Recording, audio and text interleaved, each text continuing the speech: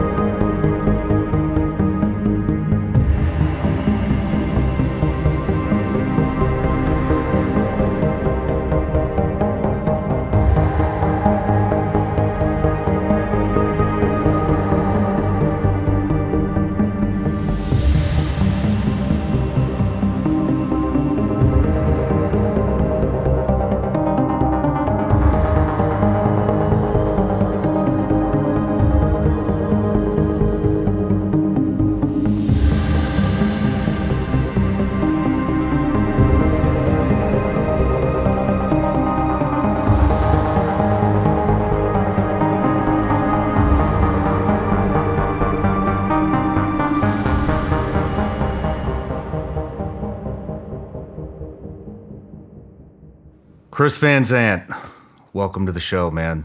Hey man, thanks for having me. I appreciate it. Yeah. Apologize. I think I'm fighting off a little something, so my voice is a little odd, but I'll do my best. No worries at all. If you need to take a break, we'll take a break. Appreciate it. But a whole career in special operations, Army special operations, out of the unit. Now you're doing business consulting. You're really involved in the All Secure Foundation. I want to touch on that at the end. Actually, I want to do more than touch on that. I want to talk about what they're doing. But for this interview, I mean, you're just a really inspiring guy. I'm inspired by I know my audience is going to be inspired. And a lot of wisdom, a lot of knowledge. A lot of guys coming out are looking up to people like you. And there's just a lot of knowledge to give. And so I want to kind of start off with childhood, why you got into the military, what your military career was like, and then get into some of the obstacles that you've overcome outside of the military as a civilian, and we'll kind of go from there. But real quick, at breakfast this morning, we were having a conversation about whatever you want to call it, the universe, and or 25 conversations. Yeah, and things coming back to you, you know, if you inject good in this world, things coming back, shouting things out into the universe, and then they happened. And, you know, it happened again right there at breakfast for me. I've been having, I think, maybe some heart problems and probably something I need to get checked out, a lot of heartburn. And my wife actually brought it up at dinner last night, you know, that could be something a lot more serious. You've been having a lot of heartburn. I'll be damned. 12 hours later, sitting at breakfast with you, and the very first conversation we have is that you just had 3 stents put in because they found some blockages. And these kind of things happen to me all the time. A positive one would be when I got engaged to my wife. I got engaged to her in Alaska, and I wanted to do it under the Northern Lights, not knowing there were seasons for that, not knowing anything. And we went there in August to do something with this guy, Jeff Reed. We did some content there and bringing out his story. And I told him what I wanted to do, and he said, dude, the Northern Lights do not come out In August. in August. Yeah. And sure as shit, second day there, we had run an Airbnb. I was going to pick the film crew up, and Jeff texted me. He's like, "You're not going to believe this shit. The Northern Lights are on like full blast For right like now." once in a, yeah. Because every now and then they have an event. Yeah. Yep. And I was like, shit, I got to go pick the fucking film crew up. So I go pick the film crew up. They flew on separate flights. Second guy's flight got delayed. And he's like, you better hurry up and do it, because these things are usually out for like 10, 15 minutes and then they're gone. They must have been out for 4 hours, because I brought one of them back to the Airbnb, went to pick the other one, brought him back. The second guy just got back from Europe. He wanted to talk all about his trip to Europe, and I'm like, I gotta get engaged. I gotta get the fuck out of here. Yeah. And so took off in the car, had no idea where I was gonna do it. Probably drove around for an hour. Finally found a park. By that time, it's like 1:30, 2 in the morning. We're freezing our asses off. And she just wants to go to bed. And I get out of the car with the ring, and the fucking Northern Lights are gone. And I'm standing there. She's passed out in the passenger seat. And I'm like, please just give me fucking 5. Anybody up there, just pull some strings for me. I need 5 fucking minutes just to get this done. Like, we just had 4 or 5 hours of Northern Lights. I shit you not, man. Right back on. They came, went over, grabbed my wife out of the car, and Woke her up. yep. Hey, wake up. And we got engaged right there under the Northern Lights. And right after we got engaged, the entire sky lit up. And it was just like, have you ever seen them? No, not in person, just videos. I've been in Alaska in the winter, didn't see him. I've been to Iceland, but we were there in the ssummer, didn't see him. So it's always been something I wanted to do, so I get it. Yeah. So just total magical. And, but you can't chalk that up as a coincidence. Nope. And, so I was just wondering if you want to share anything specifically. I know sometimes they're subtle for me, sometimes they're overpowering like that. But you got anything? Yeah, I mean, I've said for years, like, the universe talks to you and you have to pay attention. I think I've got better at listening as the years have gone by. But, like, this heart stuff is a great example. I've always known, so grandfather, father, brother, all had either heart attacks or open heart surgery in their 40s. So I've always been aware of the family history.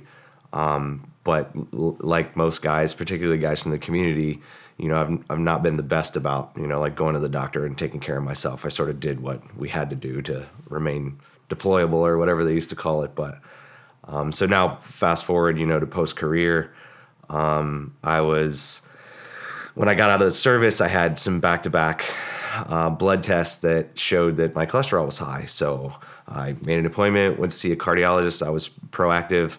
When I tried to go get referred out to a cardiologist in the beginning, they were like, no, you're a young guy, you're healthy, you're in shape, like, you're not going to have any heart problems. Why do you need to see a cardiologist? And I was like, no, you don't understand. And I literally had to like fight for myself, but I knew that was a thing. And so eventually ended up seeing one, got on some cholesterol medication, and you know, did a stress test every 2 years or so. And everything was fine. My cholesterol levels were good. Everything was good. But I was at work this past year, or just the year prior, and I started noticing that I felt funny. And it wasn't chest pain. It wasn't pain in my left arm. It wasn't heartburn, which is what my dad had when, you know, the precursor to his heart attack was heartburn. Not to freak you out, but something was going on, and I felt like something wasn't right. And so I listened, because too many times in my life, you know, the universe has said things and I haven't heard it, or I hadn't paid attention to it. And then after the fact, you realize, man, there were these signs that I should have paid attention to. But I paid attention to it. I won't say fully, but at least enough that I said these things to my wife. And between the two of us, we agreed that, you know, I needed to get checked out. Well, it ended up turning into a blood pressure spike. I ended up in the ER. They found nothing, told me there was nothing.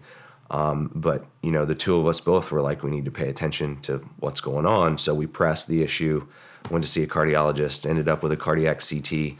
And lo and behold, I, you know, just like grandfather, father, brother, I ended up with some heart disease issues. So I had three blockages that were fairly substantial. Luckily for me, modern medical science is absolutely incredible. Over a space of about 6 weeks, I had a couple different heart procedures. But again, it's about listening and paying attention. And then furthermore, like that, in that course of events, which was just, 6-7 months ago, I'd been in a career for 7 years post-service. It was great, working for a great company. But, had a certain amount of stress, which was part of the equation. And because I know I need to pay attention to those signs, I said, you know what, I think I need to make a change. So I did. So 7 months ago, I punched out of what I was doing and stepped away after 7 years and decided to take a little break, and then started a consulting company, mainly because I love the defense industry. I love the end users that we support. And I felt like I had some knowledge and experience that maybe could help some companies, get good, innovative stuff in the guys' hands. So It's crazy how one thing will lead right into the next. Are you happier now? Yeah. I mean, I don't think you realize with any profession, as time goes on, as your duties and responsibilities increase, I don't think you realize the weight that you carry around until it's not there.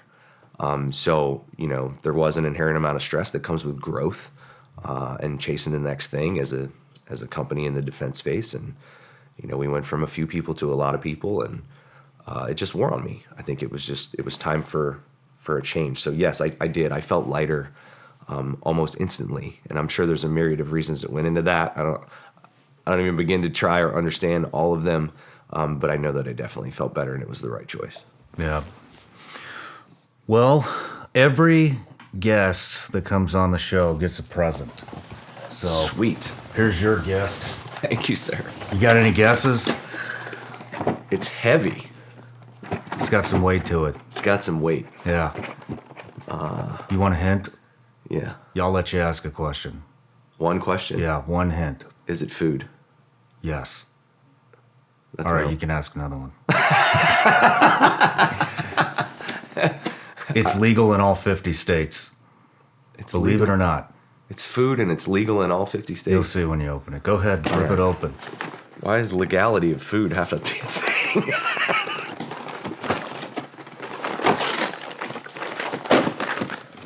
Oh, sweet. Gummy Bears. That's right. So you don't know me other than what we've gotten to know each other, but my wife will tell you, like, I'm a candy hound. Me too. Like late at night, she's gone to bed and I'm watching TV. I'll bust out the gummy bears, the gummy worms. Yeah, totally. That's right. Thing. Awesome, dude. I appreciate that. Not to contribute to your heart disease, but, It's zero fat. There's no cholesterol in gummy bears. right on. Thanks, brother. My pleasure.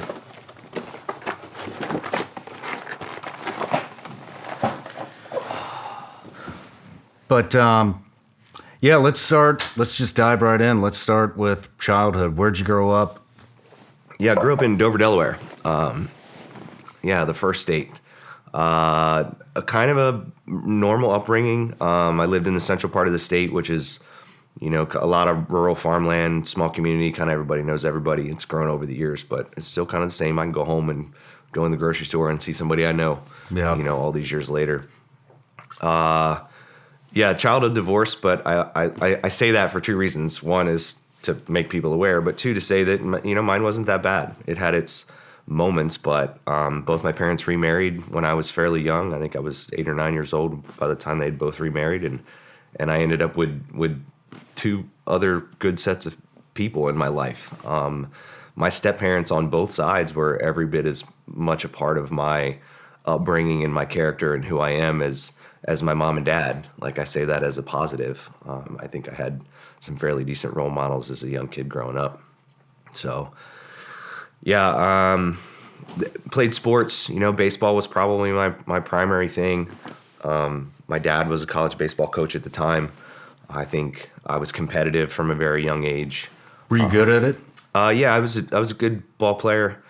I think that's where a lot of my competitiveness comes from. Was you didn't just want to be good at it. You wanted to be good enough to make the all-star team at the end of the year so you could keep playing ball. Like, there were a myriad of reasons, but but yeah, I think a lot of my competitive drive and things like that came from athletics as a child. But yeah, in moving into my teens, early teens, I probably was a little misbehaved. I think some of it was just where I was. You know, it's Delaware. There's not a lot of stuff to do. It's not like we had a big city or we didn't have mountains. You know, we had the beach in the summer. But for the most part, you know, as a teenage boy, you're just looking for something to do to pass the time. So how are you misbehaving? I think I started drinking pretty early. Just getting into trouble. You know, back then you didn't, if you did something stupid as a kid in the state of Delaware, when in that time frame, cops just drove you home. You know, they knew your parents or they were connected somehow. So you didn't get arrested or charged with things. You just sort of got taken home. So I think I was fortunate in that respect. But yeah, I you know, kind of survived all that. But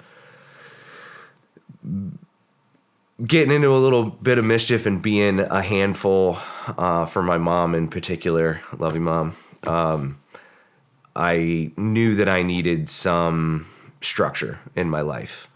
So towards the tail end of high school, really my junior year, I think, is when I started looking at the military as an option. And it was for a myriad of reasons. One was because I needed some structure. Two was, as much as I wanted to go off to college and continue to play baseball, I felt like I was going to piss it away, for lack of a better term. Yeah. Like that I think I was aware enough that I didn't have the self-discipline that I would have ended up screwing it up. And I didn't want to do that. And then I had military in the family. Both my grandfathers, my mom and dad's side, both served in World War II. And I always say my mom's grandfather, he was in the Army Air Corps, but he was in the Pacific Theater most of his time. Spent like 4 years during World War II overseas. Oh, wow. Which is a pretty substantial amount of time. Got into some trouble while he was in the service, you know, typical young service member thing, particularly in a time of war. But I got him, I was the youngest of all the grandkids on that side of the family, and I got him at a point in his life where he started to open up as an old man and tell some stories. And shit. And I just happened to be like the one grandkid that was still around. So, you know, you're sick from school, you go to your grandparents. It's a weekend and your parents are going away doing something, you go to your grandparents. So I ended up spending quite a bit of time with him at a point in his life when he started to share some of those things. So I got a lot of stories from World War II, probably some stuff I shouldn't have heard at the age that I was. But as I've said before, he always talked about that stuff, the good and the bad, with such reverence. Like it was such a part of who he was. And we're talking whatever that was, you know, 50 years later or 40 years later or whatever, that I think it stuck with me.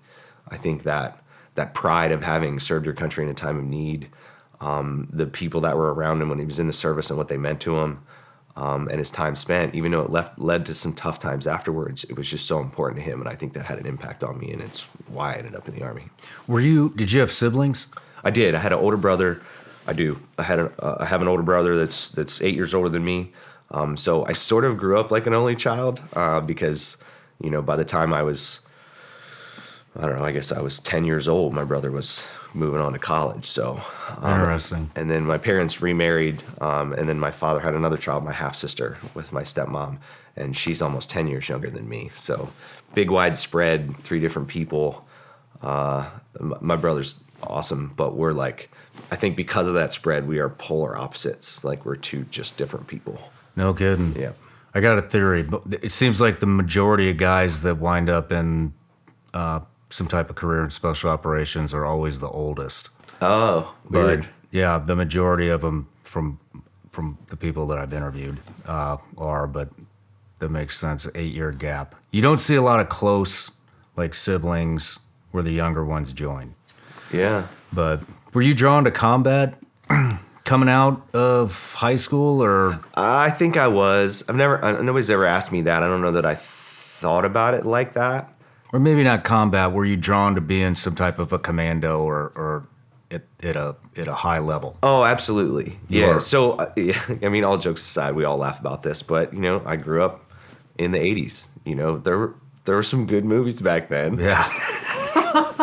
you know? And a couple of them in that stretch were like the Navy SEAL movie with Charlie Sheen, the Delta Force movie with Chuck Norris and Lee Marvin, you know, the old John Wayne, the Green Berets. Like, yeah, I think I was influenced by some of that. But also the point I was going to make was, you know, all my grandfather's stories about being in the service were about being at war. No kidding. You know, it wasn't like he had any like peacetime stories. Like they were all World War II, overseas, deployed at war. So that was my frame of reference, I think, from an early age was that's why you go do that. Because when the time comes, you need to go over there and do the best you can for your country. And I think that, so yeah, I think it was definitely on my mind. And then trying to come in the service, yes, I had done some research. You know, we didn't have the internet back then, but it was, you know, there were books and things that had been written. And I think I did some homework and kind of found all the information I could.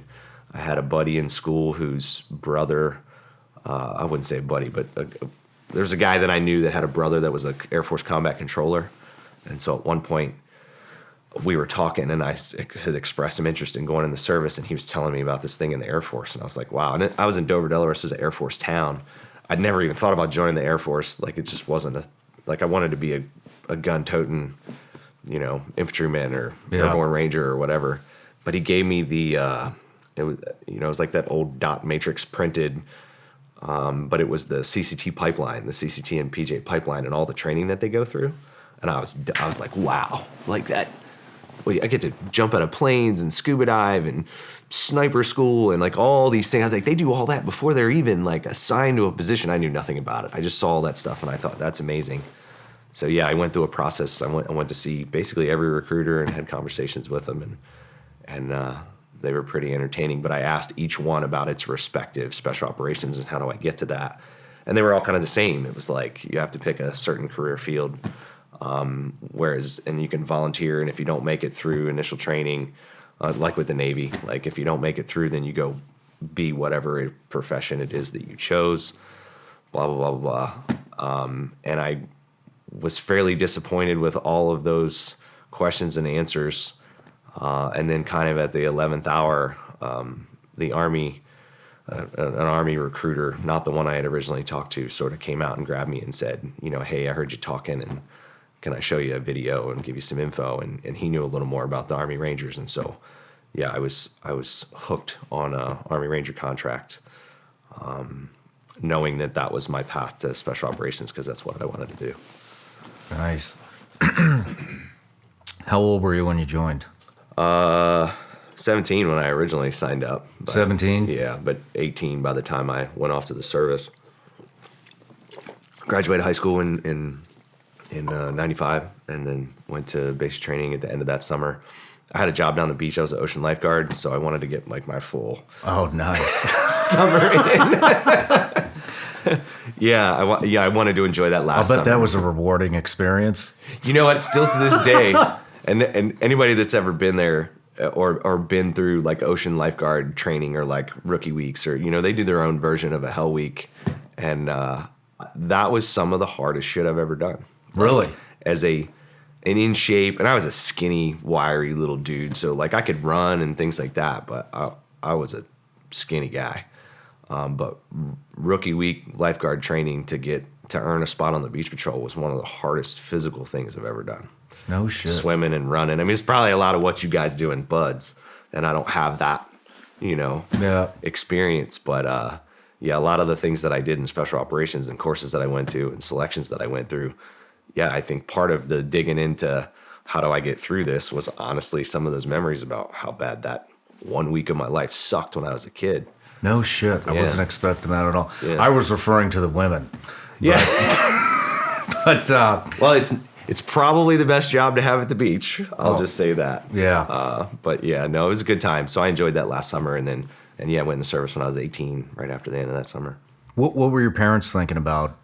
Were they behind it? They wanted you to go in the military? I think it was a combination. You know, I think they both wanted me to go to college. I think my dad wanted to at least me to give a shot at playing ball at the next level because I had some talent. I think my mom was scared to death. looking back all these years later, I've never asked her about it, but I think, my mom was a little kid when my grandfather was going through some things post World War II, so he got back, whatever year he got home, 44, 45, somewhere in there. And she was born in 1950. And so a lot of her early childhood, he struggled with addiction and some other things. And as she says, all these years later, the man that you got as a grandchild is a completely different man than I had when I was that age. Yeah. But yeah, so I think she had some fears from that that made her a little worried about it. But Interesting. But for the most part, they were good with the decision. And yeah, that end of that summer, I shipped off to basic training. Right on. Where did you go? Where was your first unit that you showed up to after basic? Yeah, basic, Airborne school, and then the Ranger Indoctrination Program, or RIP. And so my first unit was 3rd Ranger Battalion. Oh, no shit. You did get right in. I did. There were some hiccups along the way that had nothing to do with me. But yeah, I ended up going to RIP. I ended up getting recycled in RIP because I missed a recall formation on a weekend in the middle of the course, like 2 weeks in. And instead of kicking us out, there were like 11 of us. They just recycled us all. So I did RIP twice, which was cool because I met a bunch of guys early on in my Ranger career that I still know to this day. I got 2 classes instead of 1 of guys that did that. You know what I mean? You know how it is. Yep. But yeah, I got through RIP, went to 3rd Ranger Battalion, and this was, 95, 96. So, at the time, you had B Company 375 is the company that was involved in Somalia in the Black Hawk Down incident in 93. So there was a lot of, and then you still had like Grenada Raiders and Panama guys that were still around the battalion. So even though it was peacetime war and we weren't involved in anything at the time, there was quite a bit of legacy and history in 3rd Ranger Battalion. Yeah, I'll bet you showed up with a shit ton of experience on board. I haven't had any Rangers on yet. And I understand the difference, but I think a lot of the civilian population do not understand the difference. There's tabbed Rangers and there's schoolhouse Rangers, and it is confusing for a lot of people. Can you kind of clean that up a little bit? Yeah, Ranger school is an Army school. For a lot of years, I don't know what they classify it as now, but for a lot of years, the people defined it as a leadership course. And I think it still is to this day. It's about leading small units in combat, preparation and understanding of operations orders, patrolling, basically small unit tactics in various environments. Ranger Regiment is a unit. So when you first go to the Ranger Regiment, you are not Ranger qualified. You haven't been to Ranger school, even though you are serving in the Ranger Regiment. Part of the pipeline for you as a young soldier in the Ranger Regiment is to attend Ranger school. So typically guys do it early on in their career when they're a young private or a specialist. They go to Ranger school, they earn their Ranger tab, then they come back and they're prepared, mentally, intellectually for that next leadership position, which is a team leader. So yeah, anyone can go to Ranger school. It's typically part of the pipeline, and infantry officers and combat arms officers in the Army, typically they go to Ranger school right away to gain that leadership and experience training and that hardship and overcoming that before they go out and lead troops. So yeah, there is a difference. There's lots of guys in the service that have never been an Army Ranger that have a Ranger tab and are called Ranger qualified. So I think I may have misspoke. Is it a regimental Ranger versus a tabbed Ranger, or is it a schoolhouse Ranger versus a tabbed Ranger? There's how do I say it? Yeah, how do you say it? If you ever served in the Rangers, so in the Ranger Regiment, 1st, 2nd, or 3rd Ranger Battalion, or the regiment itself, you're an Army Ranger. Okay. If you went to school but never served in the Ranger Regiment, you are Ranger qualified. Okay. That's how most guys in the Army refer to it. All right. So, I had heartache with that for a lot of years. Because I know a lot of guys did. So I went to the regiment as a young private, and a year after being there, I had an alcohol-related incident. I had a DUI. And at the time, if you had an alcohol-related incident, you had to leave. So I left the regiment after about a year and change for having this alcohol-related incident. So even though I served there, I trained there, and I was a part of that organization, I left. Well, then I never ended up going to Ranger school. Like, it just never happened. The way path that my career took, I never did it. And so for years, people would be like, were you an Army Ranger? And I would be like hesitant to say yes. Because like I just described to you, well, yeah, I was, but my brain would go, kinda. Yeah. But were you? You know what I mean? Like, but the reality was, is, as time went by and I listened to more guys that have been there for a really long time, is, you know, whether you spent a week, a day, or 20 years in the regiment, if you served in the regiment, you can call yourself an Army Ranger. And so eventually I got over it. And that year, that short little time that I had in that organization, you know, I got more training and leadership development in that stretch of time than I would have gotten in several years in a conventional unit. So when something bad happened like that and I had to like pull my boots up and overcome it, I think the fact that I had done all of those things in that short period of time contributed to my success when I had to go out and overcome this obstacle of having just made a mistake. So when I ended up in the regular Army, I think it allowed me to more quickly adjust to having the personal confidence that if I keep at this and excel, I can get back on track where I need to be. But that took a few years. What's the culture like at the Ranger Regiment? Especially, then, you said you got in at 94, 95? 95, 96, yeah. And Somalia was 93? Yeah, so it's 3 years later. Yeah, culture-wise, I mean, it was the hardest training place in the Army. Like, you were always doing something. So, you know, you got up at 5 o'clock in the morning, went and did PT every morning as a platoon or a squad, always pushing hard. You know, you had to be able to max your PT tests and all that. Like, yeah, it was some hard charging, hard training dudes, which wasn't necessarily the case in the rest of the conventional Army. Okay, yeah. So when you leave that and having that been your only norm after basic training, airborne school and all that, and then you go out to big service and there, you know, there's dudes that are overweight and there's guys that can barely pass their push-ups or whatever on the PT test. It's a pretty eye-opening experience because I had no idea, I had no frame of reference that the rest of the Army, even in combat arms, could frankly be like that. Yeah. So yeah, it was easy to excel in that environment, but it was a pretty big culture shock going from one extreme to the other. When, I don't want to go into it yet, but when did you go from Ranger Regiment to conventional, or did you go somewhere else and then go to conventional? No, I went to conventional. I went from 3rd Ranger Battalion to 3rd Infantry Division. So I went from being an airborne ranger serving in the regiment to a mechanized infantry battalion, where I was riding around in tracks and tanks. Because I was a 11 Charlie. So in the regiment, I was in weapons platoon. I was a mortar guy. And because I was an 11 Charlie, they had a few more options with me than they did like a standard rifleman 11 Bravo. So they sent me to what's called Kelly Hill, where 3rd Infantry Division was, still on Fort Benning. So all I did was move across post, which I think was also made it hard. Yeah. Because I just left over there. Oh, damn. Yeah, that would now be I'm over tough. here. But, you know, most guys went what's called worldwide assignment, where and you go away to some other installation or somewhere. But because I was a mortar guy, they sent me to 3rd ID. Okay. I've worked with a lot of other soft units, being a SEAL, and then some of my time at the agency. For some reason, I never, ever got to work with the Rangers. Wow.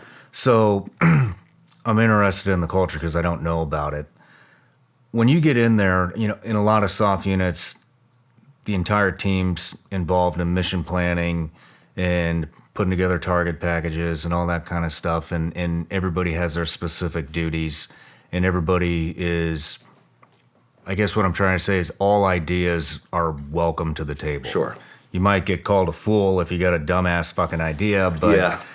but there's always a way to get your idea in there, and it's encouraged. Is it like that in the Ranger Regiment? It wasn't when I was there. So Ranger Regiment back then was, you know, they were the best trained airborne infantrymen on the planet. So they shot more, they jumped more, they fast roped, they did some things that conventional forces didn't do, but they were still run like an infantry rifle platoon. You know? So you had 4 squads, you had two team leaders in each, or team leaders and squad leaders, platoon sergeant, platoon leader, first sergeant, company commander, like they were led like a standard rifle company when it Very came. rank structured. Very rank structured, absolutely.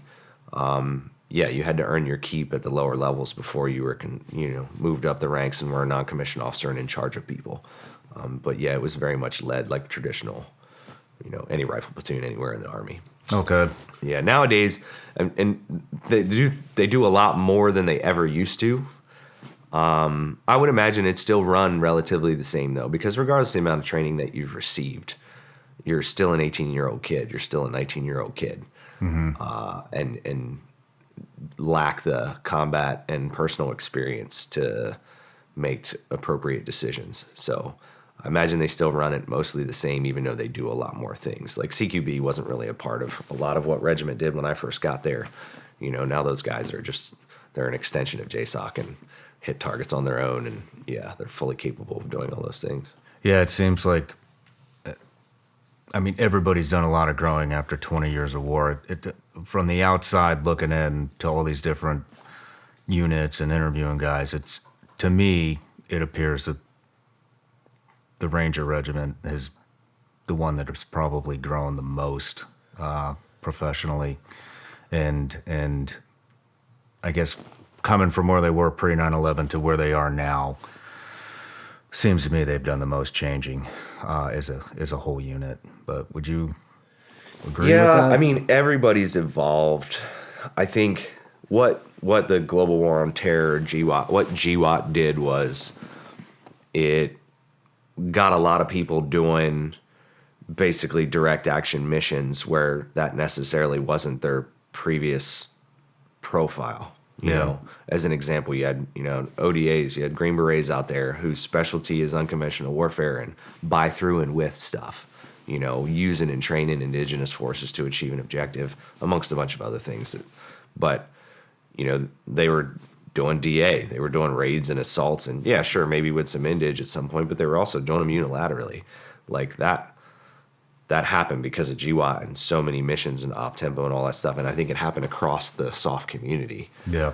And I think that happened to the regiment as well. I think they got pulled in and utilized in a lot more circumstances that they necessarily weren't built for. They were built for airfield seizures. They were built for jumping into, like Just Cause in Panama or 83 in Grenada. They were built to jump in, seize an airfield, eliminate the threat on that airfield, and establish an airhead to bring on follow-on forces to do other things.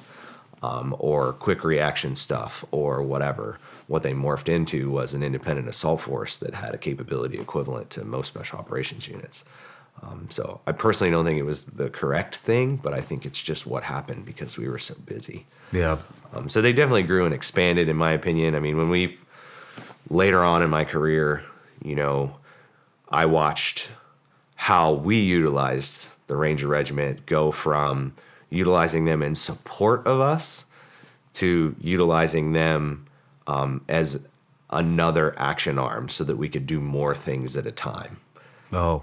And there's pros and cons to that. You expand your workforce and your ability to hit more targets at a time and do more on the battlefield. But I think you lose a little something. I think there's some things that are brought to the table with seasoned special operators that you don't necessarily get with an 18 or 19-year-old kid.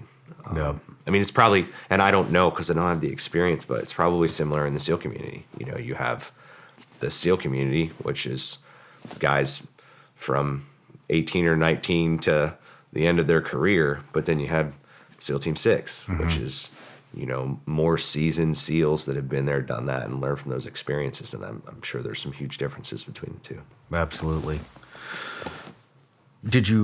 What kind of stuff were you doing after you got through the training pipeline at the regiment? They had a cycle. So, you'd have stretches, and this is my recollection, but, we'd have cycles where we were doing a lot of shooting and a lot of range time. And then we would do what they called fixed wing and rotary wing bilats. So fixed wing was like you do a lot of jumping and airfield seizures for a stretch in different planes and whatever. And then you do rotary wing bilats where you do a lot of, infills with helos and fast rope training and all that. You sort of had a cyclical thing. And then you had your ready force cycle where you were the on-call battalion in the event that, somebody hits 911 for the United States Army, you had to be ready to go anywhere in, I don't know what it is, like 18 hours or less or something. But so it was a typical training cycle of preparation and training, range time, the various bilats, mount training where you're doing urban stuff, patrolling training, MTTs, so little courses like, basic demolition or whatever those other skills were. And then you had your like pre-deployment phase later on if you were deploying. Back then it was just your prep for if something happened phase. And then you had your down phase where you weren't on alert cycle, and they would do block leave and things like that. But yeah, I think the biggest difference for me between the regiment and when I went out to the regular Army was in the regular Army, there'd be whole days where you did nothing. Like dudes would just be sitting in their barracks rooms, like doing correspondence courses or hiding out basically. And it was kind of accepted. Looking back years later, I know that like budgets and things have a lot to do with that. Yeah. Like conventional units just don't get millions and millions of dollars to buy ammunition and rounds to be out on the range and training. Whereas, people that fall under the special operations bubble did. So it subsequently increases proficiency and all those things. But yeah, there were a lot of time where you're just doing nothing. And that was a shock. What did you deploy with the regiment? No, not to combat. Okay. Because it was peacetime. I did a deployment per se with them. We went to Germany. We jumped in and did a 40-mile movement to an objective. And a 40-mile movement? A 40-mile movement through Germany. And I want to say... On foot? I want to say Stanley McChrystal, General McChrystal was in the regiment. He might have been 3rd Ranger Battalion commander at the time. And I think Colonel Leszczynski maybe was the 75th. But regardless, they wanted to prove that the regiment had the capability to jump in behind enemy lines and move an excessive distance like that and then still have effects on target. So we did. We did a 40-mile infill over a couple of days. And I was a mortar guy, so I had like a base plate and, I had a 120-pound rucksack and skinny little 135-pound kit or whatever I was back then. But it was awesome. Like, it sucked, but it was neat to do something like that and go, we just walked 40 miles and then hit a target. How long did that take? I think it took us like 2.5 days. Yeah, maybe 3. That was a long time ago. Yeah. But that was really neat. And then we did some stuff with the Germans. We did some cross training, got our German shoots a sneer, marksmanship badge, did a foreign wing jump and some other things. And so that was literally like my first year in the Army. So like I thought all that was just normal. Like that was going on all over the place. And it definitely was not. So how did you wind up in the conventional Army? I got a DUI. That was it? That was it. Yeah, I got a DUI, and they sent me to 3rd Infantry Division.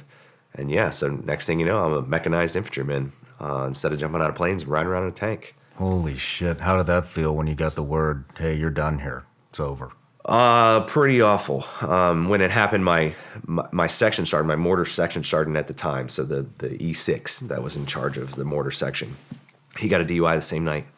And so they kind of were making an example out of us, but it didn't happen right away. Like that stuff happened and we were, I guess, punished for lack of a better term. We both got a general letter of reprimand that stays with you for your whole career, which was terrifying to me as a young private. But we didn't leave. We actually did the Germany thing after we got in trouble because they wanted like a full workforce. They wanted all the bodies to go do this exercise in Germany and spend this time over there. So I actually had good things happen in the regiment to where there was a point where I was like, maybe I'm not leaving. Maybe they just forgot about it. But no, the time came and I got orders when we got home from Germany and I left. Damn. But yeah, Third ID was a different experience. Had some really good leaders there, some funny leaders, and then some real pieces of shit that were in the organization. And I think what that taught me was in every organization in the military, and it's probably true in the Navy too, there's turds in every punch bowl. It's just depending on what level you're at, there's less. Like, there's good and bad in every organization. It's just, it's the percentages. And so I had some great folks, some great leadership, some people that changed my career. And a battalion commander in 3rd Infantry Division that was probably the difference between me getting out of the Army after 4 years, feeling defeated, like I got in trouble and I wouldn't be able to overcome it, to me re-enlisting and staying in the Army and continuing what ended up being a 20-year career. Damn. What kind of stuff are you doing at Third ID other than sitting in the barracks? Again, so there's going to be a recurring theme here. All right. Like, I think throughout the course of my life, with all the good and all the bad that's happened to me, I've just had good timing. Like, I've been certain places at certain times where I was just fortunate to get to experience whatever it was. And so Third ID, at first I was like, this is awful. Like, I'm down at the motor pool changing oil and breaking track on a tank on Mondays. Like, that's my Monday, every Monday. But what ended up happening was, so post First Gulf War, remember we did we controlled all the airspace over Iraq and we patrolled the airspace. Well, somewhere in that phase was called Operation Desert Thunder, which is Saddam was being goofy again. So we shut down the airspace again, and then we launched all of these like exercises in the desert of Kuwait to sort of a show of force and remind him, like, we'll come beat you down again if you act a fool. So we ended up deploying, like, an entire mechanized brigade ended up deploying. I think they called it like Operation Intrinsic Action on our side, but it was the overarching thing was called Operation Desert Thunder. We got an expeditionary medal for that. Even though it was like peacetime and we weren't at war with anybody, we forward deployed to Kuwait right on the border of Iraq. But what it turned into was 6 months of living in the desert, building, I think they called them Kabuls or something, but it was basically a dirt bermed giant compound. We erected all the tents, we filled all the sandbags, basically cradle to grave, from nothing but flat desert to an entire FOB, for lack of a better term, forward operating base, and then conducted maneuvers out of there. And what we had was, so all of the war stock from the first Gulf War was still in Kuwait. So we had ammunition and artillery rounds and mortar rounds for days. So for this 6 month period, we did live fire stuff like literally like 4 and 5 times a week. I shot more rounds in that 6 months than probably most guys that spent an entire career in an infantry mortar unit ever shot. And it was because it was this big demonstration of force. So we got really good at what we did. So even with the studs and the duds in the platoon that I was in, we turned into a really effective, cohesive unit because we had nothing to do but train. We were sitting in the desert forward deployed like we were prepping to go to war tomorrow. Damn. And it turned out, for me, like leadership-wise, it turned out to be a great experience, understanding what being deployed felt like and being away from your family and, as a young guy, filling sandbags and burning shit, all the uncomfortable stuff that goes with it. That did suck at the time, but when you look back on years later, you're like, man, I'm lucky that happened. Like, very few people get an opportunity like that. Yeah. So it turned out to be really good. And then came back from that. I'm sorry. Did a lot of the guys look up to you because you came from the regiment? Yeah, I think that made it easier. I think the leadership, the NCOs, saw early that I had been exposed to good leaders and that I was hungry and motivated more so than a lot of the guys that they were used to. So they sort of took to me. The younger guys did have more respect for you because, as far as they were concerned, you were an Army Ranger. It didn't matter that you left. You had done that and they hadn't. So they definitely looked up to you. But I sort of aggressively pursued leadership roles when I was there. Once I figured out I could, like that I could be the PT stud and push other guys to excel in physical fitness, and that I could lead and make guys go train and do the right thing. Like, I saw that leadership like that. I saw that younger guys responded to it, and I saw an opportunity to get myself back on track, and I pursued it. That's awesome. I wasn't expecting you to say that the leadership liked you, because a lot of guys that come from a unit like that go to conventional side, and then there's some insecurities that come out in the leadership because you came from a soft unit. Well, funny story. I've told this one other time. So when I first got there, my platoon sergeant, and if he ever hears one of these things, I hope to God the man finds me on social media and reaches out to me, because I love him to death to this day and I think really highly of him. But He was a master sergeant, so in a mortar platoon, it was real rank heavy. You had an E8 platoon sergeant, which was rare. You had 2 E7 section sergeants, and then a bunch of E6s and E5s, et cetera, et cetera. And he was our platoon sergeant. And so I show up day one, sign into the unit in processing or whatever, and I finally get to my platoon. And he brings me into his like platoon office, and he's sitting at the desk, and he's this giant man, Master Sergeant Donald P. Blackman, huge like NFL lineman size dude, you know, on the overweight side, NFL lineman size dude, right? And I say that lovingly, but he's like, have a seat, and he's talking to me, and he said some cool things in the beginning. He's like, hey, you know, I want you to I don't want you to beat yourself up. Like you're a 19-year-old kid, you made a mistake. You got spanked for it. Learn your lesson, grow from it, and move on. He's like, I'm not going to carry that into this. I'm not going to hold it over your head. No one's going to look down on you, and I'm not going to let them look down on you. Like he said some really positive things. And then he paused and he said, I want to ask you a few questions. And I said, okay. And he said, Ranger Battalion. I was never in the Ranger Battalion. He's like, but, you know, I've seen them. And I know what they've done in the past and learned a little about them. And I said, yes, Sergeant. And he said, there's not a lot of black fellas in the Ranger Regiment. And he was a black guy. And I said, no, Sergeant, there's not. And I'm scared, right? Like before we even started, even though he had said all these positive things, like he buttered me up to ask me something difficult. So I'm a little nervous. And he said, not a lot of black fellas in the regiment, huh? And I said, no, Sergeant, there's not. He said, how many black guys do you think are in the Ranger Regiment? How many black guys are in 3rd Ranger Battalion? I said, 4. Just like that. And he like jumped in his seat and he went, you know there's only 4? And I go, well, I mean, when you're in the dining facility, Sergeant, it's not that hard. Like, there's just not that many guys. I said, I think there's like 4. And he goes, huh. And he leans forward in his chair and he leans over the desk to close the distance and he says, why do you think that is? And I thought, in probably a split second, my brain went, shit. If I say whatever, he's gonna know that I'm lying to him, and I've now set the conditions for our relationship for the rest of my time here. If I tell him what I really think, he might punch me in the face, or he might respect what I have to say.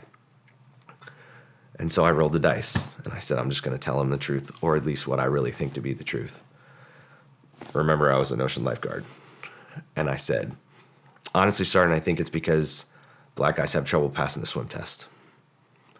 And he paused, and then he busted out laughing, and he said, you're goddamn right, I can't swim a lick. Holy shit. And we had a laugh, and you know, and he said, right then and there, he said, you're all right, VanSant. He's like, I like you, and I think you're going to do just fine. And so fast forward a while later in the platoon, and we, you know, one night in Kuwait, like we had a long conversation about it. He's like, yeah, man. He's like, they come from different places. He's like, but a lot of black guys that end up in the service, they grew up in the inner city or they grew up someplace where they didn't have pools, they didn't have access, they didn't swim. Yeah, that's a good point. You can call it a stereotype. You know, nowadays it's like people would come after you if you said something like that.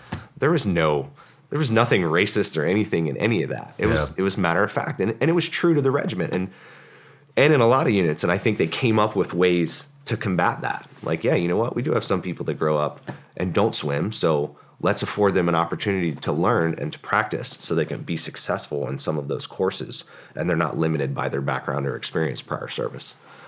So yeah, it was a funny moment that led to a much deeper relationship and a more honest relationship between the two of us. And he was a really good leader. Like, he was a smart guy. He pushed us when we were in the desert. He genuinely cared about the Army, and he cared about me, and I knew that. And same with, you know, my battalion commander that basically talked me into staying in the service. You know, those guys took a personal interest in me as a human being, and it stuck with me forever. Like, as a leader, you know, and then even now, like, you can have an impact on a single individual's life, sometimes just with the words that you use. Yeah. And showing them that you care, or taking the time to listen to their story or to share yours, can make a difference in their life for, you know, fucking 10, 20 years to come. And those are just a couple examples of people that had an impact on me that early after a mistake that changed the course of what I did. That's awesome. How long did you wind up spending at the 3rd ID? About 2.5 years probably. I was coming up on, you can re-enlist a year out, 12 months out from when your time to get out of the service date was. And like I said, I had that conversation with the battalion commander at the time. I was really stressed about my letter of reprimand, my punishment hurting me and like slowing me down. And he was just very reassuring. Colonel Lee was his name. That's another one that I wish would track me down if he ever heard something that I said on social media, because I'd love to hear how he's doing and tell him, like, sir, you changed my life. But he convinced me to re-enlist. We had a joke, and I said, I don't really want to stay here, sir. As much as good a time as I had, like, I wanted to get back to jumping out of planes and being a paratrooper at least, and start working my way back towards special operations. And the best place I thought to do that was Fort Bragg. So he agreed, and he helped me out, and I ended up re-enlisting to go to the 82nd at Fort Bragg. And I thought, all right, I'm one step back closer. I'm gonna go back to jumping out of planes, being an infantryman in a airborne unit, and I'm at Bragg, which is like kind of the hub and the best place to be if you're going to continue to go down that path. Yeah. So you were like a no bullshit, very direct, to the point, no matter what the consequences are, from a very young age. Because those are two tough questions that you got, and you answered them honestly. That takes a lot of people a number of years to get to that point. Probably to a fault. Yeah, I mean, I was a humor guy too. Like, I think I've always tried to find funny in the situation. So in periods of high stress, I tend to resort to something humorous. Like, I didn't say that, but there was a bit of my response to Master Sergeant Blackman that I hoped he would laugh. Yeah. Like, I rolled the dice. Yeah. But, and that was true. That was true to the time, and probably, still some issues today. They've just changed a lot of things and made it better for people. But yeah, I think I was trying to get him to laugh a little bit too. So yeah, speak your mind, hope for the best. Yeah. Doesn't always work out like that. It doesn't. But we're very similar in that aspect. But so you moved over to the 82nd Airborne. Yeah, I moved over to the 82nd. Again, I was a mortar guy. I immediately took a mortar section in a line company. I was in Alpha Company 2nd 325. The White Falcons. Our sister battalion was the Blue Falcons. I was just glad I wasn't one of them. Who does that? Yeah. Real quick, was there no option to go back to the regiment? I didn't know. That was not a question I ever asked. Somebody asked me that like last year, and I'm like, I don't know. I don't know if I could have gone back or not. In my mind, because when you go through the Ranger Indoctrination Program and all that stuff, you get RFS, whatever that stands. I don't even remember. But if you get booted, my opinion was that you could never come back. So I don't know the answer to that question. I don't know if you could or you couldn't, but it never crossed my mind. It was like, I got to do this. It was great. I fucked it up. Now I'm on the path back. So what's the next step for me? So in the 82nd, I enjoyed what I was doing. I enjoyed being back and jumping out of planes, but I needed to figure out how to get back on the path to be a special operator. Yeah, so Alpha Company 2nd 325, the White Falcons. I was a mortar section sergeant, so I had my own guys. I had my own mortar team, 2 teams. I ran their training. I did their counseling. I was leading troops. And I was also fortunate in that as the mortar section sergeant, like, I didn't have a platoon or a platoon sergeant. So I was basically a platoon leader and a platoon sergeant at the same time. So I had 3 rifle platoons and the mortar section.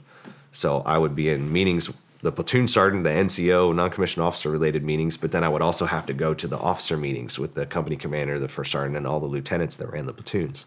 So it was a really good experience for me seeing, non-commissioned officer leadership versus officer leadership. And I kind of ended up in a point where I was getting to know and sort of chaperoning a lot of the new lieutenants that would come in. Their platoon sergeant was an E7. He was this big, intimidating guy that they were scared to ask questions to. I was an E5 promotable, low-level, non-commissioned officer. And because I was approachable and joked and laughed and stuff, I think it made it easier for them to, like, talk to me and ask me questions. So I ended up sort of in a role where I had a good relationship with new lieutenants that would come in and kind of help them along the way. That turned into meeting a young lieutenant named Paul Karen. Paul and I became friends very quickly. He was a West Pointer. Just a good dude. Just wanted to be a good leader. Like wanted to train guys, wanted to make soldiers better at what they did so that they could win the fight and survive on the battlefield. And I think I saw that right away. Very much a Boy Scout. A little dorky, but like not in a bad way, more like in an Eagle Scout kind of way. Yeah. And I kind of appreciated it. Didn't know anything about his family, but ended up finding out later on that his dad was the Delta Force Sergeant Major, was Doug Karen. And so Paul, before I knew that, had a lot of conversations with me about going to SF versus other things. He asked me why I wanted to do it. And I said, at this point, I knew enough in the service, and now I'm back at Bragg. I knew I wanted to end up, if I was capable, as a Delta operator. But I assumed that I had to go be a Green Beret or a Army Ranger, which I had already messed that up. I had to go be a Green Beret to get there. And he said, why would you do that? And I said, what do you mean? I said, it's a stepping stone. Like, I'm a young dude. I can't just go straight to being a Delta operator. They're not going to take me. I have no combat experience. I'm young, blah, blah, blah. And he said, well, yeah, that's not how it works. Like, you can submit to be asked to attend selection for that side of the house, and you don't have to be a Green Beret. He's like, the minimum requirements are this. They do a briefing at this time. And I didn't even put together how this guy knew all this. Like, this is before I knew his old man was the Unit Sergeant Major. He'd basically grown up as a kid with his dad in that organization. No shit. So he's withholding all this. Yeah, I don't think he was withholding. I think at a certain point, I think he thought he had told me or I knew. Okay. But he always used to say his dad was a combat engineer. His dad was a 12 Bravo. And when I would ask him, he would say, yeah, he's a Sergeant Major. Like, that's all he would say. He never said he's the Delta Force Sergeant Major, right? Yeah. So one day we were coming back from training, me and Paul, we were setting up some training for the platoon. I had moved. There's a point in there where he left the line company and he went to the reconnaissance platoon, to the scout platoon. And he asked me to come with him when he did it. And I was like, I'm an 11 Charlie. Like, I'm not a 11 Bravo regular infantryman, and those are regular infantryman billets. Matter of fact, they're Ranger qualified infantryman billets. And he was like, why don't you come with me? And I was like, how do I do that? And he was like, it's easy. You do a 4187. Like I say, he's a brilliant guy. Do a 4187 to the commander requesting an MOS change from 11 Charlie to 11 Bravo. And he goes, the commander signs off on it. We go to retention. They do some paperwork. They'll cut you orders for the MOS change, and then we'll move you over to the scout platoon, and you can take a team. And I was like, but I'm a mortar guy. And he was like, Chris, you know more about small unit tactics, and you do a better job like leading your squad than 99% of the rifle squad leaders that we have in this company. He's like, I'd love to have you over there. And so I did it. I reclassed. I was a E5 promotable because the points were maxed out back then. When I reclassed to 11 Bravo, the points were way down here because there's a lot of them. So I immediately promoted to E6 too. So now I'm a staff sergeant in the scout platoon, and yeah, doing that with him as my boss, the platoon sergeant, and then him as the lieutenant. But yeah, so we were out doing some training, setting up some training, and again, Paul and I got to be pretty good friends. And we were coming back, and he said, can we stop off and see my dad? And I was like, yeah. Again, I thought his dad was a combat engineer because he was a 12 Bravo, because that was his MOS. And so we stopped at the unit compound, and I was like, what are you doing, dude? And he's like, I'm going to see my old man. Be here. And I'm like, what are you talking about? So at this point, I had a selection date.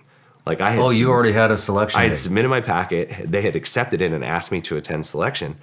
And because Paul had talked me out of going the Green Beret route and convinced me to give it a shot. If it didn't work out, he's like, then you can go do that. Nothing against the differences. Mm-hmm. It made sense to me. Like, shoot for the stars. And so we went in the compound. I ended up meeting the unit sergeant major and scared to death out of my mind. And Doug didn't say anything. I think he said, like, Paul. I think he said, Chris, Paul tells me you have a selection date. And yes, Roger that, Sergeant Major. Yes, I do. and all he went was, good luck. Not like encouraging, just good luck. Like, good luck, kid. You're not going to make it through this. But yeah, and then we got out of there, and I ended up going to selection twice. But yeah, I went from that 82nd Reconnaissance platoon to selection. I failed the first time. I got pulled the day before the last day, failing to meet the time standard, as they say. And but they asked me to come back, and I wanted to do it in the same season, so I waited a full year. I went back the next year, and then was successul that second time. Why did you want to do it in the same season? The weather was pretty interesting when I was there, and I wanted the conditions to be as close to the same as they could. So the fall leaves and snow occasionally and whatever, I wanted it to be exactly the same. And I was afraid the terrain would look a lot different in the winter. And you cover so much ground. I wanted every aspect in my favor. Like I have to be even faster than I was, and I felt like I crushed it the first time. Like I trained my butt off. Like I really felt like I moved faster the first time I did it than the second. Really? But the second time, I think I just made smarter choices. So consequently, the overall made me faster and better. But do you think they send guys? Do you think they, however you want to call it, reject guys on purpose to see if they'll come back, to see how bad they want it? I do. You personally, do? Yeah. I mean, in the unit, there's only a couple of positions where you are privy to the information of the how, what, when, where, and why as it is to selection. And if you don't fill one of those billets at any point in your career in the organization, you'll never know what those are. So there's, 95% of the guys that have ever been an operator there don't know what the criteria is, don't know what the time standards are, don't know what any of that info is. So I personally think yes. Like I felt like, right, wrong, or indifferent, I felt like they went, this is a 23-year-old kid, like never been to war, whatever his background was. He had a DUI as a young private. Let's just test him and see if he'll do it all again. And so I did. And luckily, thankfully, it worked out. Did it crush you the first time when you didn't make it in? I don't think it crushed me. I mean, I was exhausted. I mean, I knew I gave it everything that I had. I think there was a little bit of comfort in that you're just not good enough. So when I did my exit interview and they said, basically, they read you the party line, you fail to meet the time standard, but then they sort of built me back up and they said, hey, you did a really good job for like a young, inexperienced guy. Like you did a really good job. And we would really like you to come back and try again because we think you potentially could have a future here. And that was enough. So even though you failed, it was like they pushed you out the door with momentum. That's good. To kind of come back. And I think that was really important. Were you ever on that board? I was not, no. And the guy that actually did my, if I remember correctly, the guy that did my exit interview was Tom Greer, who passed away a number of years ago. Tom was a officer in the unit and got out and wrote a couple books under the pen name Dalton Fury, if you remember any of those. He died of cancer a few years ago. But yeah, I remember the words. Yeah, you did a good job, and we think you could make it, but we want to see you come back and do it again. So following your career, you showed up to the regiment in 95? 96. Spent a year there. Yep. Went to 3rd ID. Yep. Then went to 82nd. We've got to be getting close to 2001. Yeah, real close. So the first year I went to selection was 2000 and failed. That was fall of 2000. And then, so 2001 happens, fast forward that summer in August. So I knew I had a return selection date, and selection is at the end of September into October. They run it twice a year, fall and spring. Holy shit. So it's August. Two things happen. In August of 2001, I sprained my ankle playing basketball a month and a half out from selection. And I was like, you got to be kidding. I mean, bad, like high ankle sprain, where you would have been better off if you broke it kind of thing. So that was obstacle one. Obstacle two was I got orders from the Army sending me to the drill instructor course to be a drill sergeant down at Fort Benning. Oh, shit. So I was on the ankle thing happened, and then that happened, and I was like, I am not the guy. Like you said, I've always been pretty open and honest and shit. I'm not the guy that you want out there shaping young minds. Yeah. I'm just not. I'm sure I would have been fine and taken it on had it happened. But yeah, I was on orders to be a drill instructor. So I was rehabbing the ankle as best I could. I was taping the crap out of it, you used to get your ankles taped in football and stuff. And I called the recruiter and I said, hey, look, man, I just got orders to be a drill sergeant. Like, I heard these are like if you get the old rumor was if you got orders to be a recruiter or a drill sergeant, there was no way you were getting out of it. Like, that was your path. And for the next 3 years, that's what you were going to do. And so I'm terrified. And I called the unit recruiter and he was like, yeah, no big deal. Don't worry about it. And I was like, what? And I go, but I'm supposed to report like before I go to selection. And he was like, yeah, don't worry about it. And I'm like, so you just want me to not report? And he was like, yeah, whatever. And I'm like, all right, well, this guy told me I don't have to do anything, to just ignore it. And so whatever happened behind the scenes, that time came and went. 9/11 happened. And I was out in the field training with the recon platoon with the scouts. And then not 2 weeks after 9/11, I left and went to West Virginia for selection. Damn. Do you think that event gave you extra motivation that maybe helped you get through selection the second time? I think it did everybody. Yeah, I think the realization was, if I get through this and then get through the operator training course, like, I'm going to war for my country. Like, absolutely no doubt. Like, and I think the wanting to be like that force that you knew was going to take the fight to the people that were responsible for this, I think that was huge. So it wasn't discussed. Like, no, I don't think we ever talked about it. And most guys there didn't talk a lot. Like, it was a very serious and somber, like, selection class. You're scared to talk to each other anyway. But there were a handful of guys just like me that had done it the year prior. So they were faces that I knew. And some of them, interesting ones, I went to selection with Alan Shoemate, who was Walt Shoemate's son, who was one of the early on founders and sergeant majors of the Delta Force. And he was a repeat with me. So, like, a few of us knew each other, but even then, I don't think we talked about 9/11 at all. It was about, the great breakfast that we just had, or how bad we thought today was going to suck. Was the pulse or the tone of selection from the cadre side any different? Not a bit. It's exactly the same? That's the most professionally run course I have ever attended. No shit. Yeah, in the beginning, from the classes that they give you to make sure everyone has been provided with the same amount of information and you're all at the same level, so nobody has an excuse as to why they were or weren't successful from an education standpoint. It's the most professionally run course I've ever been a part of. And they maintain that to this day. I guarantee it. I know it's apples and oranges, but would you say it's more professional than OTC itself? Different. The intent at selection is to maintain separation between the students and the cadre. Okay. OTC is phased. It's a phased approach. So in the beginning, it's very much like that. But then as you progress, eventually you get to a point where it's, hey, you can call me Bob or Joe or whatever. Okay. You know what I mean? Like, I do. OTC is more about integrating you into unit mindset and the way the unit really functions.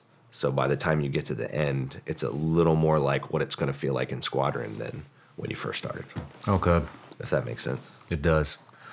Well, let's take a quick break, and when we come back, we'll talk about OTC and what that training pipeline looked like. Cool. I want to give a big thank you out right now to all the Vigilance Elite patrons out there that are watching the show right now. Just want to say thank you, guys. You are our top supporters, and you're what makes this show actually happen. If you're not on Vigilance Elite Patreon, I want to tell you a little bit about what's going on in there. So, we do a little bit of everything. There's plenty of behind-the-scenes content from the actual Shawn Ryan show. On top of that, basically what I do is I take a lot of the questions that I get from you guys, or the patrons, and then I turn them into videos. So we get... Right now, there's a lot of concern about self-defense, home defense, crimes on the rise all throughout the country, actually all throughout the world. And so we talk about everything from how to prep your home, how to clear your home, how to get familiar with a firearm, both rifle and pistol, for beginners and advanced. We talk about mindset. We talk about defensive driving. We have an end of the month live chat that I'm on at the end of every month where we can talk about whatever topics you guys have. It's actually done on Zoom. You might enjoy it. Check it out. And if Zoom's not your thing, or you don't like live chats, like I said, there's a library of well over 100 videos on where to start with prepping, all the firearm stuff, pretty much anything you can think of, it's on there. So anyways, go to www.patreon.com/vigilanceelite, or just go in the link in the description. It'll take you right there. And if you don't want to, and you just want to continue to watch the show, that's fine too. I appreciate it either way. Love you all. Let's get back to the show. Thank you. I see this guy up there, and he's laying there sleeping. He's just starting to wake up. Dude's getting up, and he's swinging up, and I'm going, don't. And I'm just looking at him going, don't do it. Why was I doing that? No rules of engagement. I could have taken him right when I walked out on there because he was up there in security and had a gun next to him. Done. But I didn't. I was going towards him. I was still walking towards him, closing the distance. And then the guy just like right there goes, and he drops it because he saw it. So it's alien versus caveman.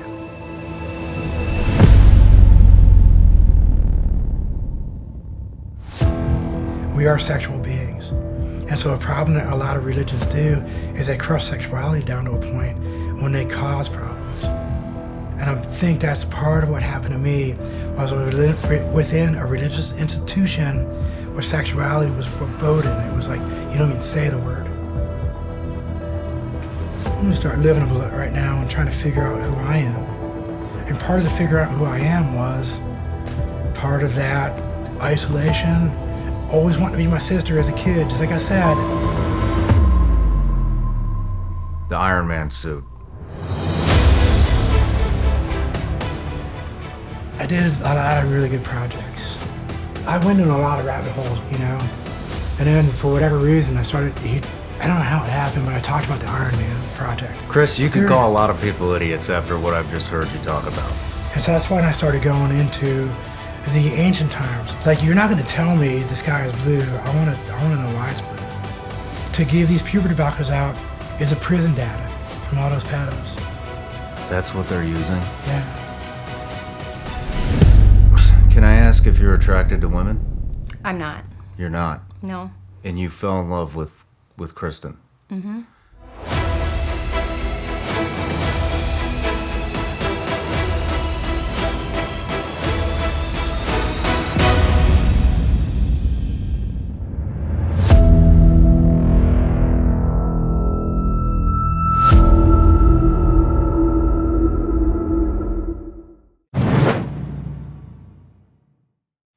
All right, Chris, we're back from the break. You just wrapped up selection. You got in. You're going to go to OTC. What did they tell you when you made it in selection? Well, you finish the stress phase, the physical portion of selection, and then you have the board. The board process is what it is. I'm not going to get into it because I think that mental aspect is part of the process. Mm-hmm. But when I finished, a guy that I looked up to for years after this happened and got to know a little bit better, but he said after they told me they were I think their words were, "We're going to take a chance on you. We're take a flyer here and We're going to roll the dice and see how it works out. But congratulations, you've been accepted and you're going to attend the operator training course." And I don't think I reacted. Like, I think I was just stone-faced. There were some funny moments in the board and the questions that they asked, and I put my foot in my mouth a couple of times as a young guy, as you would expect. And the guy that sort of walked me out afterwards, he sort of like put his arm around me and he said, "It's cool, you can smile now." And it was a cool moment. Like, and I think I didn't even realize how like in shock I was. And then that lasted for a brief few seconds, and then I realized I still had a long road ahead of me, and that was the operator training course. Yeah. Did any of the guys that you knew from before, did they make it with you? Or were you the only one? Good question. Yes. One of them did. Yeah, a guy went through the course with me. God, he's a picture of resiliency, but a number of years later in the unit, he ended up getting blown up by an IED and lost half of his face, really, and went through a number of years of reconstructive surgery. But yeah, he's involved in a lot of veteran issues to this day and held in there and kept doing his thing. But yeah, so one of the guys, yes. Amazing. Well, let's move into OTC then. Sure. Did you go back to your unit first, or are you there now? I did, but it's really quick. Okay. Like, you go back and basically out process, and then you move over to the compound. When you're a fall selection and assessment graduate, I guess, for lack of a better term, there's a lot of admin things and some classes that happen early on, and then some basic rifle marksmanship stuff that happens, and then you get a little bit of a break for Christmas, and then you come back hot and heavy. But yeah, it's really quick. I think I had less than 2 weeks back at the unit. I think 11 days later, I reported to the compound. Oh, wow. Interesting. Yeah, it was an interesting time. Like, it was 9/11 and happened, and I think we were chomping at the bit. Like, let's go, let's get this on, which I think was a good thing. I think it focused us a little more. You know, I was terrified, and excited, and everything we did, it didn't matter what it was. I was like, yes, because I was this young, hungry kid, so grateful to be where I was, that I think I was just sort of in awe every day and took it all in like a sponge. That's awesome. I mean, the timing, the way you positioned yourself right after, or, leading up to and right after 9/11, I mean, the timing is, for what you wanted to do, I mean, you couldn't have timed that better. Yeah, that's some universe shit, like we were saying. Yeah. And like I said, the theme continues. Like, my timing with things sort of continues throughout my career, both good and bad, but they all led to where I am today. So yeah, I'm grateful for all of it. Well, let's move into training. Let's day one. What is day one? Oh man. I'll preface this with, I have giant holes in my memory from various injuries and things, so I'll do my best. But yeah, early on it was like I said, it was some classes. And then I think the thing that I was most impressed or taken aback by was how they really started from zero. So you had guys that had been Green Berets for a bunch of years. You had guys that had been Army Rangers for a bunch of years. I think there were 3 guys in my operator training course class that were, for lack of a better term, from the conventional Army. One of them turned out to be one of my really good friends, Mike McNulty, another guy that didn't make it through the course. But they really went back to the basics.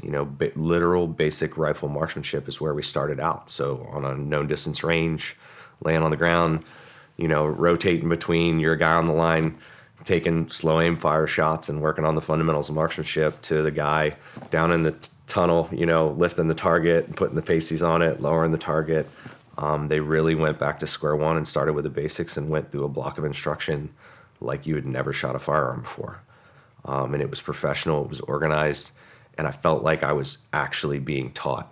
Like basic training, you kind of go through, there's a little bit of hurriedness to it, where they're just trying to check some blocks and get you to a bare minimum level. This was actual focused instruction, where I felt like the instructors were over your shoulders, they were asking questions, and they were constantly feeding you information and experience that was, the intent was to train you professionally to be an operator. Is it encouraging? Do they encourage you in that environment, or is it a beat down? Do they use humiliation? No, it's definitely not a beat down. There is not in selection or in the operator training course is there an element of hazing or intimidation or any of that stuff. No shit, nothing. Nothing. I think the philosophy is, at that point, like you have been asked with very little information to push yourself past your limits, and do the best that you possibly can. And I think the idea is to just move past that and focus on the skills and the fundamentals. So while it is more rigid in the beginning, mainly because you're afraid as the candidate going through the course, but no. So you do physical events, you do PT events, and there are things that are clearly designed to make you suck and push yourself. I think one of the earliest ones I remember was the selection, or the OTC sergeant major at the time was a guy named John Hale, who unfortunately took his life a number of years ago. One of many that I'm sure you and I both know, but Lumpy was his nickname, I think, from Somalia. But he took us on a PMask run where we had like bell-fed weapons and protective masks on and running through the sand in the, backwoods in North Carolina there outside the compound. And that was definitely a suck event. Like, we're just going to go punish you and see if these guys still got enough to keep pushing themselves every single day. But for the most part, it was focused on starting at zero and then continuing to advance your skills and education to get you to the level where they needed to be. Would you describe it as a gentleman's course? Gentleman's course. There's no buffoonery, there's no hazing, there's none of that. It sounds very black and white. Yeah, yes, with the exception of the criticality that's placed on you on a daily basis. Like, you are in a learning environment, but it's very clear that if you make a mistake, you do X, and they explain to you, this is what you did wrong, this is how you need to do it different, or whatever that ended up being, that if you don't learn from that experience and you don't implement the corrective action that was taken, you're not going to stay here. So would I call it a gentleman's course? No. I would say it's very professionally run, but the level of detail and scrutiny is so high that comes with its own pressure where all that stuff isn't necessary. Okay. As you progress on and you get into CQB and you're doing single man room entry, 2-man, and you're progressively working up as you learn the fundamentals, you've got the guys on the catwalk above you, and I think every guy going through the course ends up with a nemesis. I don't know if they work it out amongst themselves or what. I was never an instructor, but it's like one guy goes, "Yeah, that's my guy," and he might. I had one in particular. We called him the AC-130 gunship because he would just hover on the catwalk and shoot 105 rounds at me. No matter what I did, I could do no right. Like, VanSant, what are you doing? Why did you do this? What? Just constant. The questions were there, but they were justified. It wasn't like they were just picking shit out like you get in a lot of Army courses where you just know they're messing with you to mess with you. Yeah. It was legitimate criticism. So you had to take it, learn from it, and try to not do it the next time. What's the retention? In the course? Yeah. Ooh, good question. I mean, I think we started with 15. I think we finished with 11 or 12. Okay. We only lost a few guys. We lost a couple of guys going through the direct support portion. We had an accident. We had a guy going through the operator training course as an operator, blew his hand off in the course, which was kind of an interesting moment. He was this is down the road in the course, but we're in full blown like team CQB at this point, and so it would be like one team would go and it was exterior breach and then move through whatever the house was or the facility was. You'd come out, do a hot wash of the events that just took place, walk back through the house and go through each room. And then it would be next team up. Well, he was outside and he was prepping his charge. He was going to be the breacher for that iteration. And we were using the old Navy West device, that dual-fired firing device. So he had it on the underside of the charge. He had screwed the no-nail into the West firing device. And he was going through his pre-combat checks. And he test-fired the West device, but he had hooked it up. And so when he did it, he had the caps and the West device in his hand, and the caps blew basically the majority of his hand off. Shit. And it was just a mistake. I mean, it was what the course is designed to draw out, is people that aren't capable of dealing with things coming at them from all directions and being able to be clear and concise and do the basics correct to the highest level. And Chuck blew his hand off, and we thought it was a Haddon round. We thought a guy had an AD with a shotgun or something, because it was like a muffled pop. Mm-hmm.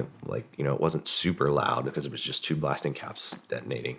Damn. But he did the hot potato, and the medics came over, treated him. They put him in a truck, drove him off, and the instructor that was running CQB that day basically turned to us right after the truck drove away and said, "Next team up."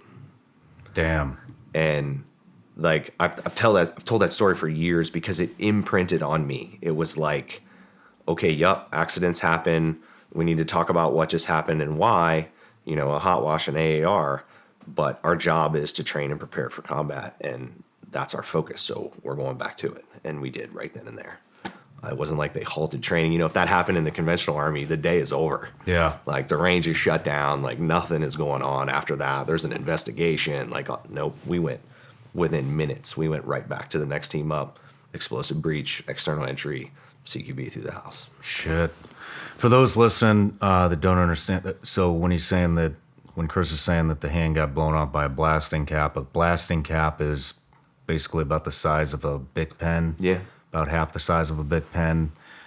You put it into a charge, and that's what initiates the bomb to go boom. The larger explosive, yeah. So they say, I don't know how accurate this is because I never really fucked around with them to find out, but they say, at least in buds and SEAL training, they say that the blasting cap is very sensitive, and maybe that proves the point.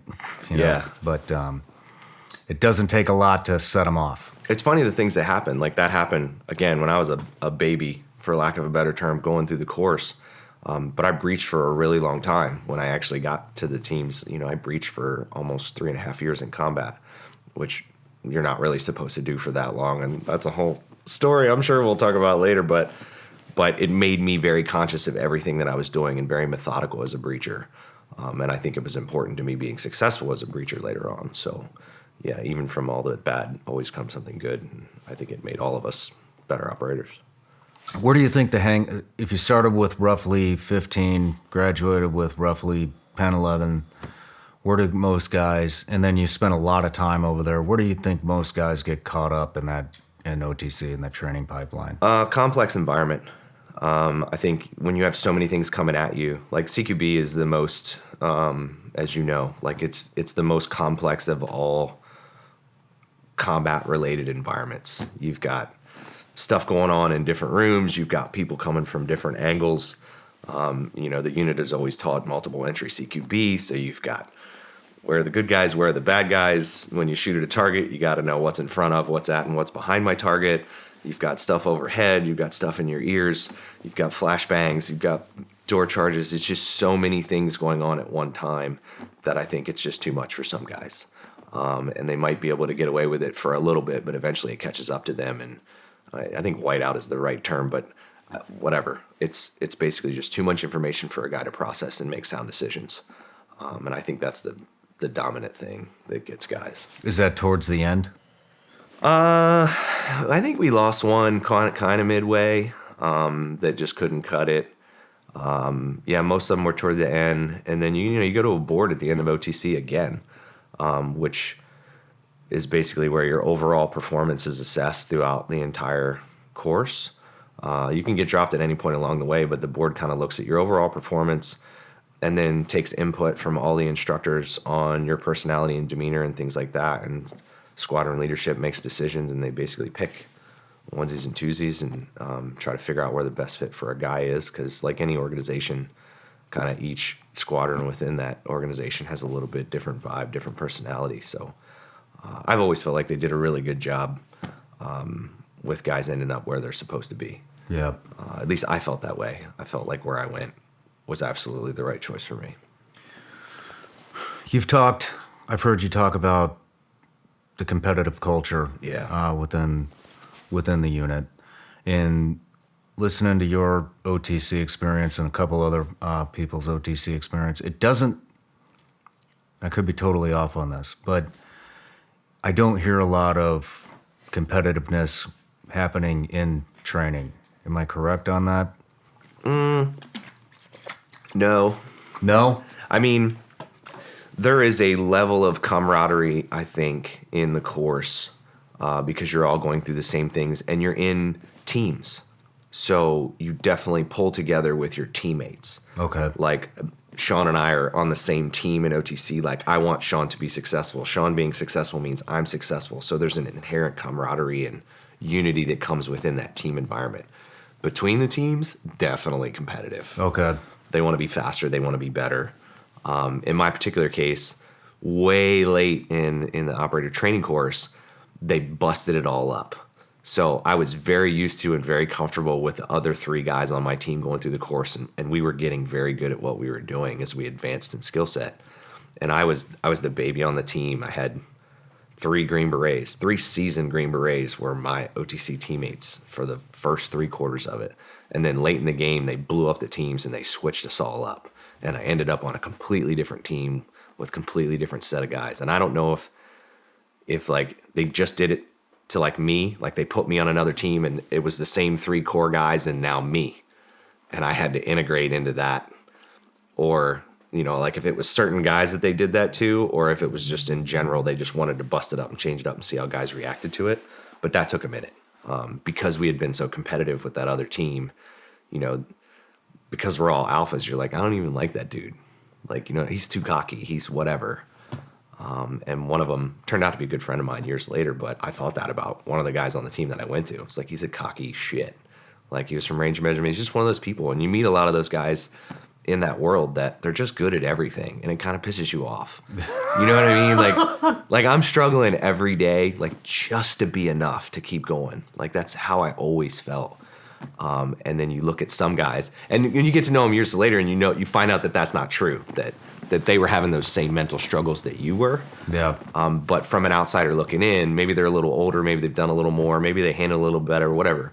But you look at them and you're like, man, fuck that guy. Like, he's just good at everything we do. Meanwhile, I'm out here coming in on Saturday, coming in on Sunday, like just trying to get by. And I think I felt like that joining that team. So it took a minute, but it was a good experience to be pulled out of everything that you know and that comfort and shoved back into something else and still having to be effective and meet the standard. Interesting. Yeah, I had no idea. I was wondering, I've always heard that I worked with a lot of guys from CAG over at when I was contracting at the agency, and I could feel the competitiveness from those guys. And I think all of them are very ultra competitive, but and then get into the interviewing game. I hadn't heard about the competition in OTC. Yeah. So I was wondering where that kind of developed. Well, and then it's anything that's individual, super competitive. Running the O course, either one. They post your times. Okay. So you get to see, I'm number 14. Okay. Or I'm number 1. Yeah. And they do the same thing with shooting competitions. Do a couple of evaluations along the way, and it's all to prepare you for the culminating stuff. But you see your standing, the upper body round robin, or the sequence of events that you do for physical fitness.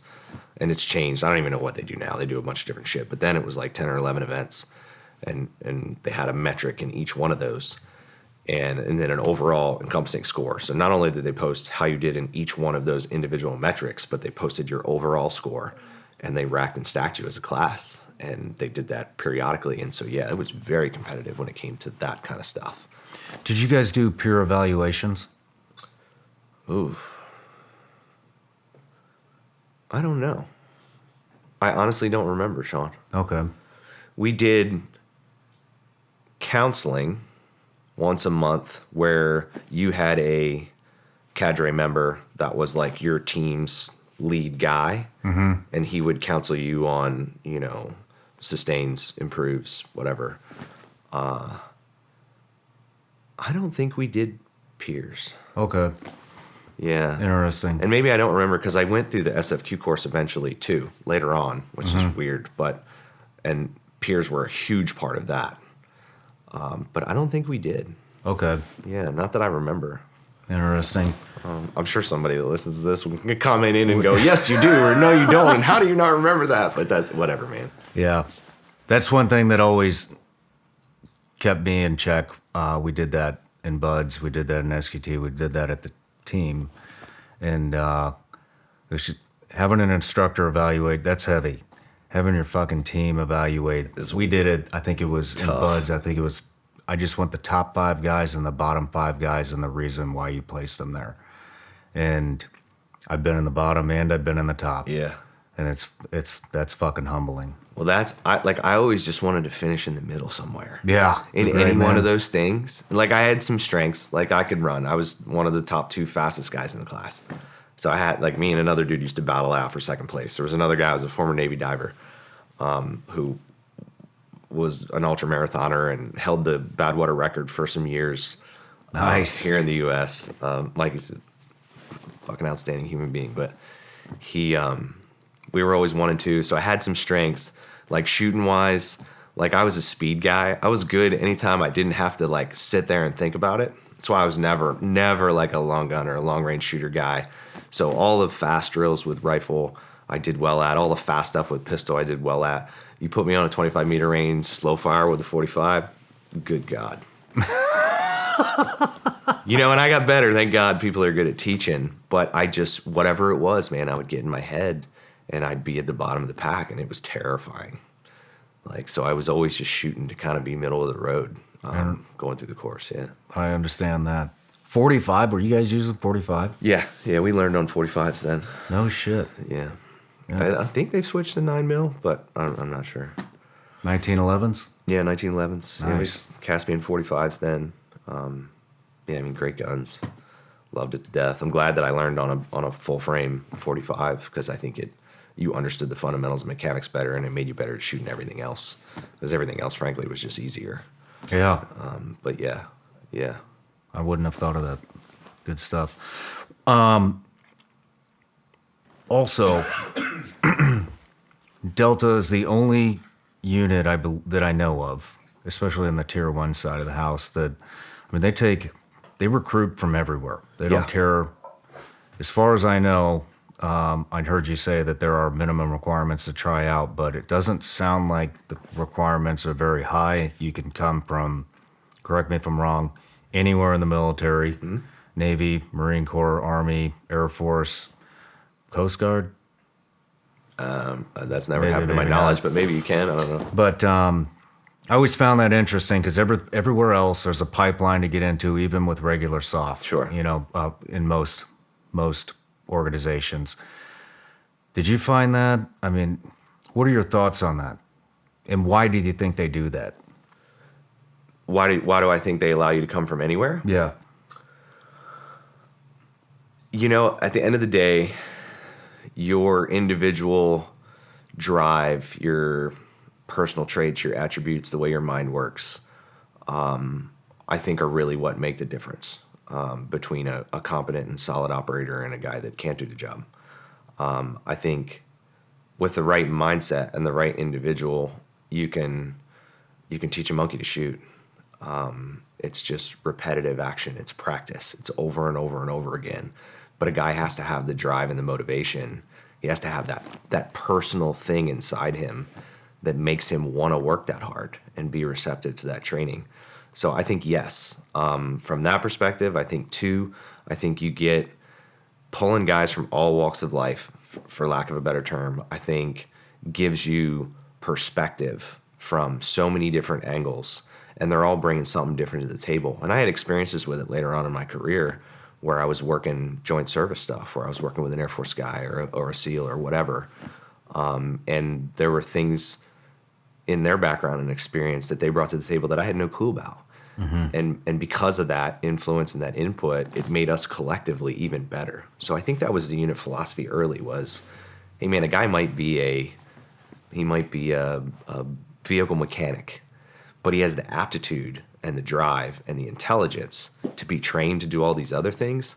Well, now you end up with a dude at the other end of the pipeline that not only is an operator, but he can take apart and put back together an engine. Yeah. That might come in handy at some point. Absolutely. I mean, one of the things they always stressed in the organization was you can go do anything you want, training-wise.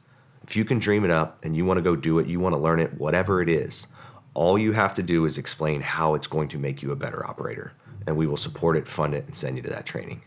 And in peacetime, guys did crazy stuff all the time. You know, things that you would never think of. Going to a photography course, you know, lockpick school, learn how to fly, like whatever it was. If it made you a better operator and you could demonstrate that to command, they supported it. So I think that was the philosophy going in, was you're pulling people from all different walks of life, background, experience, training, and that could be beneficial down the road. Interesting. I hope nobody's taken that as a hit on the unit. It's just always found it fascinating that, you know, it is arguably, subjectively, whatever you want to call it, one of the most capable unit in the fucking world. and there is no standard. They don't care how much combat experience you had. They don't care what unit you came from. I mean, they know what the fuck they're looking for. That's for damn sure. And if they did have those stipulations to get in, then look at all the gems that they have, including yourself. Yeah, I mean, there's a baseline, right? Like minimum time and service requirement, minimum rank. Those are kind of the admin ones. Minimum physical fitness standards. You know, you have to do X on your physical evaluation, whatever that is, and then you have to do an 18-mile road march in a certain amount of time. Like, there's a few precursors. Okay. IQ testing is another part of the equation where if you're just dumb, it's just not happening. You have to score fairly well on your IQ testing, and then psychological evaluation. And I don't know anything about it. It's fascinating, and I wish I could. Like, I wish... I'm glad. I mean, I guess I'm glad that they don't share it because they're really good at what they do. Yeah. But I think that psychological eval was as much a part of anything. It was understanding what makes you you and how you're wired, and who has the aptitude to receive all that, function in that environment, and come home and be normal. You know, I think 20 years of war have probably altered some of that. Yeah. But I think the assessment on the front end and determining guys that have the aptitude or capability to be successful, I think they've got it down to a science. And I think that's why the success rates after guys get through selection and then get to OTC, I think that's why they're as high as they are. Okay. Not to say that things don't happen after that. There's tons of guys that wash out after they're assigned a squadron. They might get through all those wickets and get to a team, and, you know, environments that you hadn't been exposed to, even in OTC, now happen, and you're just not the guy for the job, or sometimes personalities just flat out don't click. Yeah. And those things happen. But yeah, I think they dialed in the type of person that has the aptitude to succeed. And they've capitalized on that ever since its inception. Okay. I mean, it makes a lot of sense. So you graduate OCC. Yep. Who determines what squadron you're going to? Good question. It's a bit of a draft. I think they look at all your performance metrics. I've never been a part of it, so I've never been on that side of it. But the way I've always understood it is it's, you know, whatever the pecking order is, whoever has first choice, and I think it rotates. You know, usually you're going to take the top performer in the class. Mm-hmm. You know, there's a guy that's outshot everybody, that's out this or out PT'd or whatever. There's usually a couple of guys that are up to the top in everything, a couple of guys that are all the way down to the bottom in everything, and then the rest of us are somewhere in between. And I think they just go through and pick, and then think about personalities and how the instructors describe you, and figure out where you'd be the best fit. Damn, it's that in depth. So it's like an NFL draft. Yeah. Who's scouting? Well, the instructors all come from each of the squadrons. Okay. So post team leader time, a good portion of team leaders rotate out into selection and training, and they become OTC instructors. So you have representation from each of the squadrons within the operator training course on the cadre side. And so they all talk among themselves, and they all talk with people back in the squadrons where they came from. And I think collectively they're charged with giving the best evaluation of who would be a good fit where. And then at the end of the day, at the board, you go through a board again, and it's the senior non-commissioned officer from each squadron, and the commander of each squadron is who's making the call on this guy or that guy based on those recommendations. When it comes to the culture over there, I've heard different things, working with different people and interviewing different people. From what I've heard, are there squadrons that are, it seems like background plays a little bit more of a role when you get into the unit. And where I'm going with this is from what I've heard, there's a squadron that is very SF heavy, a squadron that's very Ranger heavy, and a squadron that's very mixed bag of nuts heavy. And that's all I've heard. I don't know everything, but yeah, is there any truth to that? I mean, I've heard that too. But then over the years, there's guys that I thought were guys that came out of Regiment, and turns out they were Green Berets, and vice versa. Or guys that I thought were Green Berets, and they came from the regular Army, and I had no idea. I think it's pretty much a mixed bag. Okay. I think each squadron had different personalities for sure. My personal opinion is during my time, which is small compared to a lot of guys. You know, I was there for 9-10 years or whatever, and so I only have my own sampling. but like I was a C Squadron guy, and I always felt like C Squadron was a little more laid back than at the time the other two. Or, there's 3 now, 4 total now, but I felt like they were a little more laid back. I felt like they were a little more cerebral, a little more open to everybody's input plays into the decisions. And then I felt like there were other squadrons that were a little more like Ranger Regiment. Like the older guys have the say, and they were a little more gruff, or maybe a little more competitive. But I mean, we're talking nuanced stuff. Like they're all the same. All right. I really think, as much as I think I ended up in the right place, there's plenty of examples where guys have bounced between different squadrons and had no issue. You just adapt to the environment that you're in now, and that's part of what makes them great is they can do that. But yeah, I don't know if the actual numbers are different amongst the squadrons, if that was ever a thing or if that is a thing. But mine, C Squadron, was a mixed bag. Was it? Yeah, we had guys from Regiment, we had guys from Green Berets, we had guys from regular Army, like you name it. We had guys from other services eventually. Had a couple Marines in my squadron at one point. The Marine Corps is the only weird one because the Marine Corps won't let those guys go. So they're still technically Marines. No shit. Yeah. If you come from the Navy and end up making it through selection and you make it, they out-process you from the Navy and in-process you to the Army and give you an Army specialty skill or whatever, MOS. The Marine Corps holds on to them so they can pull them back at any point. Interesting. At least that's the way it used to be. I don't know if it's still that way, but yeah, because I think Keith Oakes was the first. Gunny Oakes was the first guy from like Force that I was aware of that came over. Okay. And then there's only ever been one Dev Group guy that did it, and he had a break in service. It wasn't like he left Dev and came to the unit. He left Dev, got out, did some things. 9/11 happened, and he went, "How do I get back in the fight?" And then some buddies of his said, "You need to go to CAG, man. Like, you need to go to the unit." And it's a long, funny story that you should probably interview him at some point. But he ended up going through and making it, and then ended up in the Army. To the date, I think he's the only Dev guy that ever has done both. But I think there's been a few other guys from the SEAL community that have done it over the years. Yeah. Is anybody that you know of switched the other side? Not that I'm aware of. No? Yeah. And I don't even know. Everybody's happy over there, huh? I don't even know how you would do it. I mean, like, there's a mechanism on the unit side to do that. I don't know that there's a mechanism to go the other way. Interesting. But and that relationship ebbs and flows over time. Yeah. We were like this for a bunch of years, and then the exchange between the two organizations, that Stan McChrystal did in the early 2000s, that improved a lot of things and made both organizations better, and we got along a lot better. So there's a generation of us from that like early 2000s combat era where we're all really good friends. Yeah. I don't know about now. Maybe it's gone back to the, fuck those guys. I don't know. But it was a funny evolution, and for my peer group at least. So back to your own experience. You get in, you go to C Squadron. Yeah. What is that environment like? Super fast. Is it welcoming? Nobody was there. So C Squadron was deployed to Afghanistan when I crossed the hall, as they say. So the initial stuff happened right after 9/11. That was a different squadron that did Gecko and all those early incursions into Afghanistan.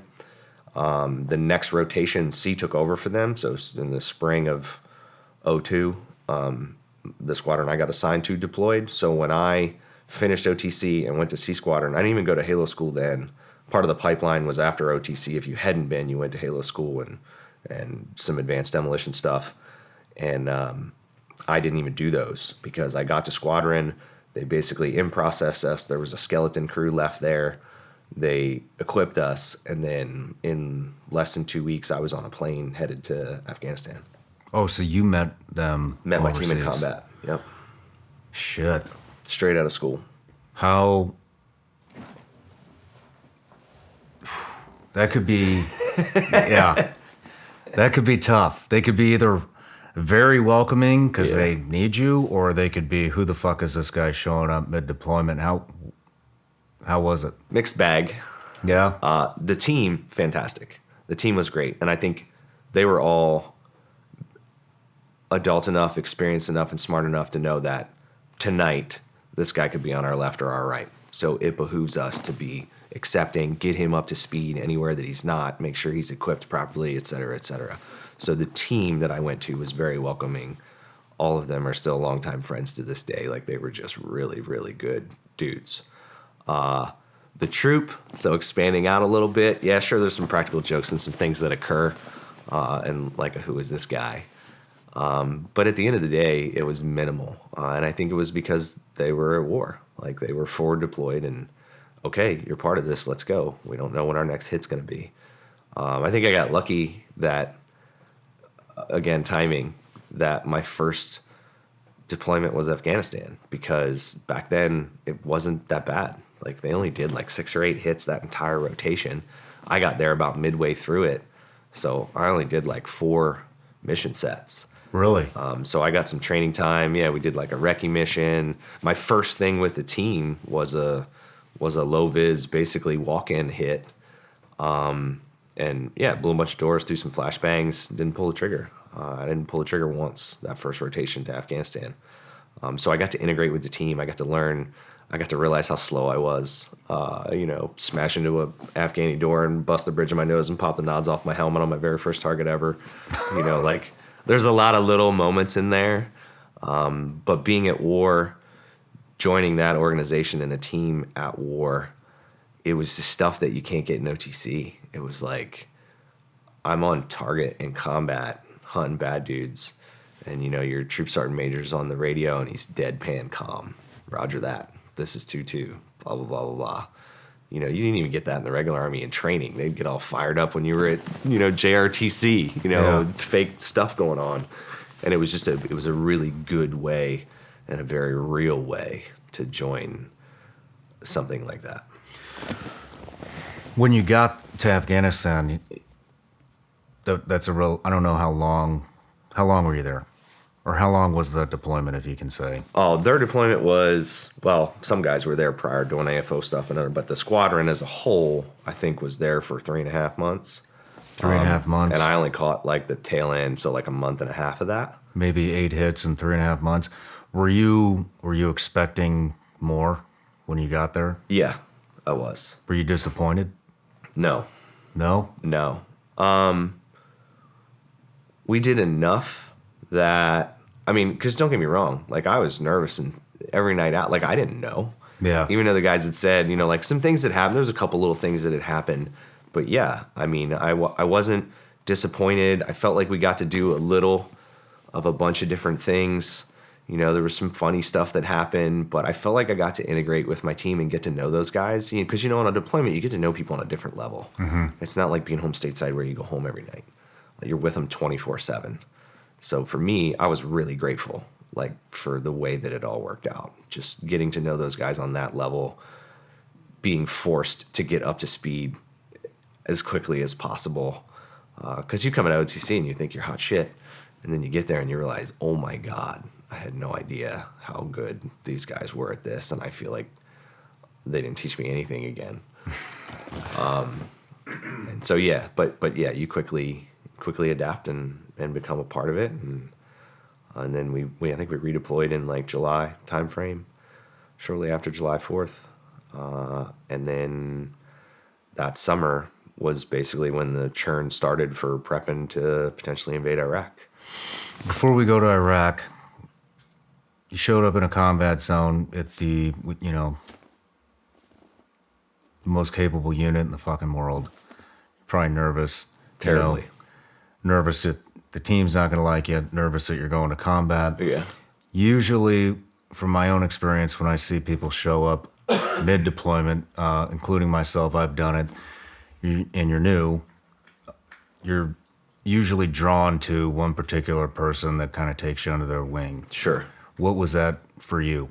Yeah, it was Brad Thomas. If folks out there have heard Brad's name, Brad started the band Silence in the Light. 100% of the proceeds from their music goes to charity. And Brad, I was from Delaware. Brad was from Maryland.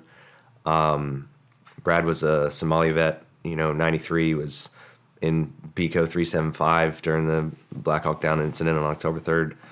and lived through all that, and then hung around and eventually became a unit operator. And like he'd been through some stuff. And so I looked up to him right away. He sort of took me in right away, and we were pretty tight back then. Like I looked up to him like a big brother, still do to this day. But my whole team then, like all those guys were just solid and very helpful, and all a little different in their own way. And yeah, we all do a pretty good job of hanging on even all these years later. Like that first team, we were together in combat for multiple rotations after that. And that didn't happen later on. Like guys would come and go or get injured or whatever. But yeah, that core group of like 4 guys I was with for 3 or 4 combat rotations. And yeah, Brad was always kind of there as a mentor. What was one of the biggest lessons you've learned, or you learned on that deployment, maybe through humiliation? Like, fuck, I can't believe I just did that. Did you make any of those mistakes on that first deployment? I think the biggest lesson for me was trust your instincts. So I was on a rooftop, my very first target. Like I said, I'd already busted my nose and torn my nods off my head and whatever, tried to put them back together. But we were on the rooftop pulling security, and I was like right side security looking like north down this road. I think we had some Rangers in a couple blocking positions, or maybe the recce troop guys. We had some snipers or something out. And again, no shots fired, but we had aggressively taken this target down and secured some detainees, and we're just waiting to exfil basically. And this guy came running down the road with an AK, and I was the only one that saw him. And I said to Mikey, a teammate of mine, I said, hey, there's a dude running down the road with an AK. And something about it just didn't feel right. Like, he wasn't like he was running to get in the fight. It was like he was running to come look or like see how he could help. There was just something about his body language. And again, I'm a brand new guy in combat. And I said, so this guy running down the road with an AK, and Mikey, not looking in that direction, goes, so shoot him. Well within my rights, right? Yep. He's coming into our target area, rules of engagement. I was good. Totally could have smoked that guy. It just didn't feel right. And so I yelled back. I go, I don't think he needs to be shot. And then Mikey, being, a solid dude, I think radioed down, said, hey, there's a dude coming up the street. Because I'm, oblivious. Radioed down to the guys on that corner and said, there's a guy coming up the street with an AK. Well, they ended up stopping him. They didn't shoot him. They just stopped him. He was like the local law enforcement. He was actually friendly to us and a guy that had worked with, U.S. forces over there. And he just heard all the noises and commotion and thought somebody was in trouble and he needed to come help, and he was coming down the road to investigate. So nothing wrong with that dude. I would have been well within my rights to smoke him, but he's hopefully still alive today because I trusted my gut and I didn't just do the instinctive thing, which is guy with a gun running into the target area, pull the trigger. Well, good for you. So it stuck with me most of the time throughout the rest of my deployments. That served me well. There's a couple instances that I regret not pulling the trigger. But yeah, for the most part, it taught me to trust my gut. Where do you regret not pulling the trigger? Years later in Iraq, we hit a target in Fallujah, and we were chasing a bomb maker, and we didn't know really anything about him. We had like a name, we had no image, we didn't know age, like none of that stuff. We had some familial tie and a name, and we hit this house, and there was a bunch of people in the house. And when I made entry into the room, across the room there was a doorway, and this kid, to me, I mean kid, baby face, and I was a baby face guy and a young guy at the time, and I wouldn't have guessed he was but 14 years old. But he reached down and grabbed an AK, and I basically went from the high ready to on him to off safe, and I yelled, "Don't do it!" And he threw the AK on the ground. Like, he got to like here, and then he like saw me, and then he threw the AK on the ground, and I went straight at him across the room as the guys fanned out. And I think I pushed him initially, and he fell down, and then I kicked him a number of times, and I was amped up because I almost had to shoot, in my mind, this kid, and it was because he picked up a gun for whatever reason. So I was mad at him, so I was kicking him, not like really aggressively, just like, I can't believe you would do that kind of thing, you know what I mean? And another teammate grabbed me and was like, hey, it's cool, and we picked him up and flex cuffed him or whatever, and then went on with the target. Well, it turns out, so that dude he was just a young baby face guy, but he was like the area expert on IED construction. Shit. And he had been building bombs, and they had this garage facility where they were building those bombs and blah, blah, blah, blah, blah. But they put him not us, another group of guys put him in a vehicle the next day to take him out and do a close target reconnaissance and get him to point out where all these facilities were after interrogation and all that. He said he would show them where all their stuff was. And it's in Fallujah, broad daylight. He's in the back of the van. They cuffed his wrists, so he's in the back of the van with his wrist cuffs, but they didn't cuff him to the vehicle. So he leads them through the market in downtown Fallujah. There's thousands of people out on the street, broad daylight, and he goes, "See that building right there?" And the dudes that were in the truck all turned and looked to the right, and he slid the window open and hopped out, ran into the crowd. So the guys got out of the vehicle. They pursued him for like 10 feet and then realized they're in a crowd of 1,000 Iraqis, and they're the only gringos standing in the market. So they thought better of it, and they let him go. Shit. And so my mind for years with that one was like, I don't know how many more people that dude killed. Like, how many more people his bombs killed, how many more people he taught how to make bombs. And I carried that one around. And I don't disagree with my decision to pull the trigger. Like, especially then, like he was starting to become a threat, and then he chose not to be. And I gave it the benefit of the doubt. I did what the good guys do. And I didn't shoot him. But yeah, I carried that and went, man, who knows? Like, should I have shot that guy? Like, yeah. He gave me the opportunity. I would have been well within my rights. He picked that weapon up like he was going to use it. I just gave him a split second long enough to get rid of it, and he didn't get shot. Damn. What year were you guys in Afghanistan? That was 02. 02? Oh, Yeah. shit. This is very early. Yeah, that was super early. Yeah, that was like OIF 1. Like I said, C Squadron was like this. I think they were the second rotation from our unit to go over. Okay. B Squadron had done Gecko prior. So 8 hits. I don't know how target rich that environment was at that particular time. I was still in training, but I would think there would be a lot of targets. What was special about those 8 targets to send a tier 1 asset after Good them? question. And I don't even remember. At one point we laughed. At one point we did a route reconnaissance. Okay. Yeah. And I remember the older guys all bitching that you're sending the most highly trained individuals in the world to do a route recon to confirm if a bridge is out or not. Shit. Looking back, hindsight, I think it was a combination of things. We had limited assets at that point. Our collection capability was nothing like it was several years later. We didn't have eyes overhead. We had like a P3 Orion at 10,000 feet because of the hard deck was like 9,500 feet because they were worried of Stinger missiles and all that stuff. Like, it was a real early time. And I think they were coming up with stuff to do. So, like, before I got there, they did some joint stuff with the Kiwis, with New Zealand SAS, like some mobility stuff down south. We did a route reconnaissance. We did a recce mission where we inserted and like went up in the hills and did some observation. We did a couple of hits, and the hit was like a low vis hit. So for me, I was like, this is cool. Like, I'm in low vis is the funniest term ever, right? It's white guys in body armor and civilian clothes. We're low vis, Yeah. In Tacomas or whatever, Hiluxes or whatever. I just think, I think there was limited intelligence. I think there was limited things to do that early, and they just didn't know where guys were. So this is post. Where were you guys at that early? All over. So we were in Bagram. We flew down the coast and did some stuff down there. We drove up through Jalalabad to Asadabad, and we were in Asadabad for a little bit. Were all these fobs like stood up already? Just starting to stand up. So Okay. Jbad was a safe house. Asadabad was a small fob. I don't remember what was down south, and then Bagram was small but growing. Shit. But yeah, like Tor Bor and all that stuff had happened just before all that. So everybody went to ground after Tor Bor, like when all those events happened. So I think we were there right in that time when there was just nothing. Everybody went to Stone Age. Nobody knew where anybody was. We'd killed a bunch of guys early on and dropped a lot of bombs, and the targets dried up. So yeah, there wasn't a lot to do. No shit. Yeah.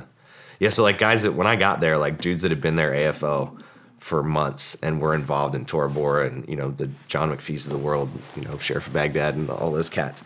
Like I remember thinking how badass that was. Like these dudes had just been out here. We flew into coast and there was a couple dudes that had been there for like months, like living in this shithole, with like a tent, and they would get rocketed every night. They had a joke about if they lit a fire, they would get mortared or rocketed.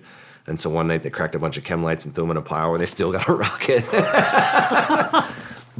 But yeah, I remember looking up to those guys, and they were raggedy and dirty and had huge Afghani beards, and I can't even grow beards still to this day. But I remember thinking, man, those dudes been here a long time. Like, they've been getting after it. And then we finished up at the end of that rotation and went home, and I was like, man, that was a lot different than I thought it was going to be. But looking back, no, it was good. Like, I got to integrate with the team. I can't imagine joining a team in combat in 05, 06, 07. Like, that would have been a completely different experience. Yeah. Well, let's take a quick break. Okay. And when we come back, we'll get into Iraq. Cool.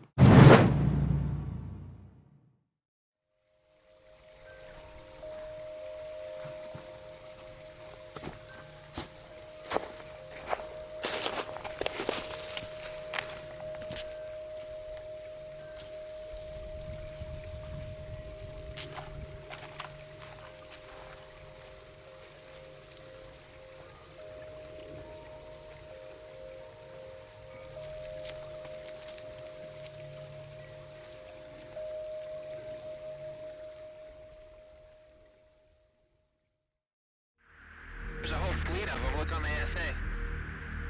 My gosh. The very word secrecy is repugnant in a free and open society. And we are, as a people, inherently and historically opposed to secret societies, They're all going against the wind. The wind's 120 knots from the west. to secret oaths, and to secret proceedings. There's a secret government with its own Air Force, its own Navy, its own funding mechanism that's above the law and free from the law itself. That's something that most people have to understand first off here. U.S. officials have confirmed to ABC News that another high-altitude object was shot down Sunday afternoon. You've briefed every president since Bill Clinton on the subject of UFOs. Oh my gosh, dude. What we're dealing with is not a sanctioned or even a normal black project. And I can say this with authority because I am working now with people who literally manage the black budget of the United States. This morning, questions after more unidentified objects are discovered over U.S. and Canadian airspace. You have 3 personal friends that have been assassinated since, I believe, May 9th of 2001. This is a patriotic duty given what is at stake and how intact is the constitutional government of the United States. How do you have that much money unaccounted for? They say, it costs $2 billion a plane to make the B-2 Stealth.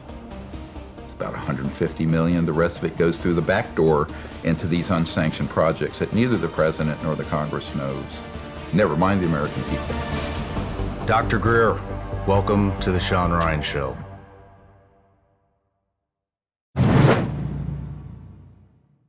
All right, Chris, we're back. You just did a pump in Afghanistan, your first one at the unit. You come back, now you're going to Iraq. How long did you come home for before you're heading over to Iraq? Yeah, we got home in July. I think by mid-fall, we were in full-blown. We knew that we were potentially going to invade Iraq, and we were doing a full-blown, prep training for doing a long-range desert mobility and invading the country. And then I think we deployed in February of 2003 to RR Saudi Arabia, which was our staging point to kick off the invasion. No shit. How did that feel, knowing that you're going to go be on the initial front for invading a country? Wild. Yeah, we were excited. One, there was the historic nature of it. So take away all the sides of going to war or not going to war. When you train to be a part of one of the most elite organizations on the planet, it's like practicing to play in a football game. You want to play in the football game. So we were pumped. We were excited. We were excited that we were chosen to be the force that did that particular mission set. There was some legacy there. So The unit had done long-range desert mobility in the first Gulf War, basically hunting Scuds in the western desert of Iraq to try to eliminate that threat and Saddam's ability to influence things outside of the country and shoot those missiles into Saudi Arabia and other countries. In this particular case, it was a different mission set, but along the same lines. So we were basically hunting WMD throughout the western desert. Current intel believed, and hindsight does a lot of things to the Iraq war, you and I both know. But at the time, we firmly believed that he had some type of WMD in whatever form. We assumed it was chemical at that time. And that if he was going to have it, that it was going to be stored not in Baghdad or Tikrit, but it was going to be outside of the city in one of their outstations of their ammo supply points that were moving west out of Baghdad and into the western desert. So yeah, we were excited, nervous, I think. But the legacy piece, it having been done in the first Gulf War, and then, the last time a desert mobility was done prior to that was like way back in World War II, like in North Africa. So it was a pretty neat thing to train and prepare for. It was different. It's not like you covered desert mobility in OTC. Yeah. I think I probably had as much experience as anybody in that, I had done that rotation to Kuwait with a mechanized unit. So I personally understood what it was like to be out unsupported in the middle of the desert and crossing long distances. So yeah, I was super pumped and excited for it. The weird part was when I got to RR Saudi Arabia, here's our universe discussion right here. So when I got to RR Saudi Arabia, there were two other units that were co-located with us. One was some components of 3rd Ranger Battalion, one of which was Charlie Company, 3rd Ranger Battalion, which is the company that I was a part of. No shit. The other was one company from the 82nd Airborne Division, which were accompanying like a HIMARS detachment or something else, but it was Alpha Company 2nd 325. Damn. So literally 2 of the 3 other organizations I had ever been a part of were all in that same spot at that point in time in history. And I've thought about that over the years. I'm like, what are the odds? If I'd have stayed in 3rd Ranger Battalion and, I don't know what I would have been at that point, probably a squad leader or something, but I would have been right there. If I would have stayed in Alpha Company 2nd 325, I would have been right there. Like, damn.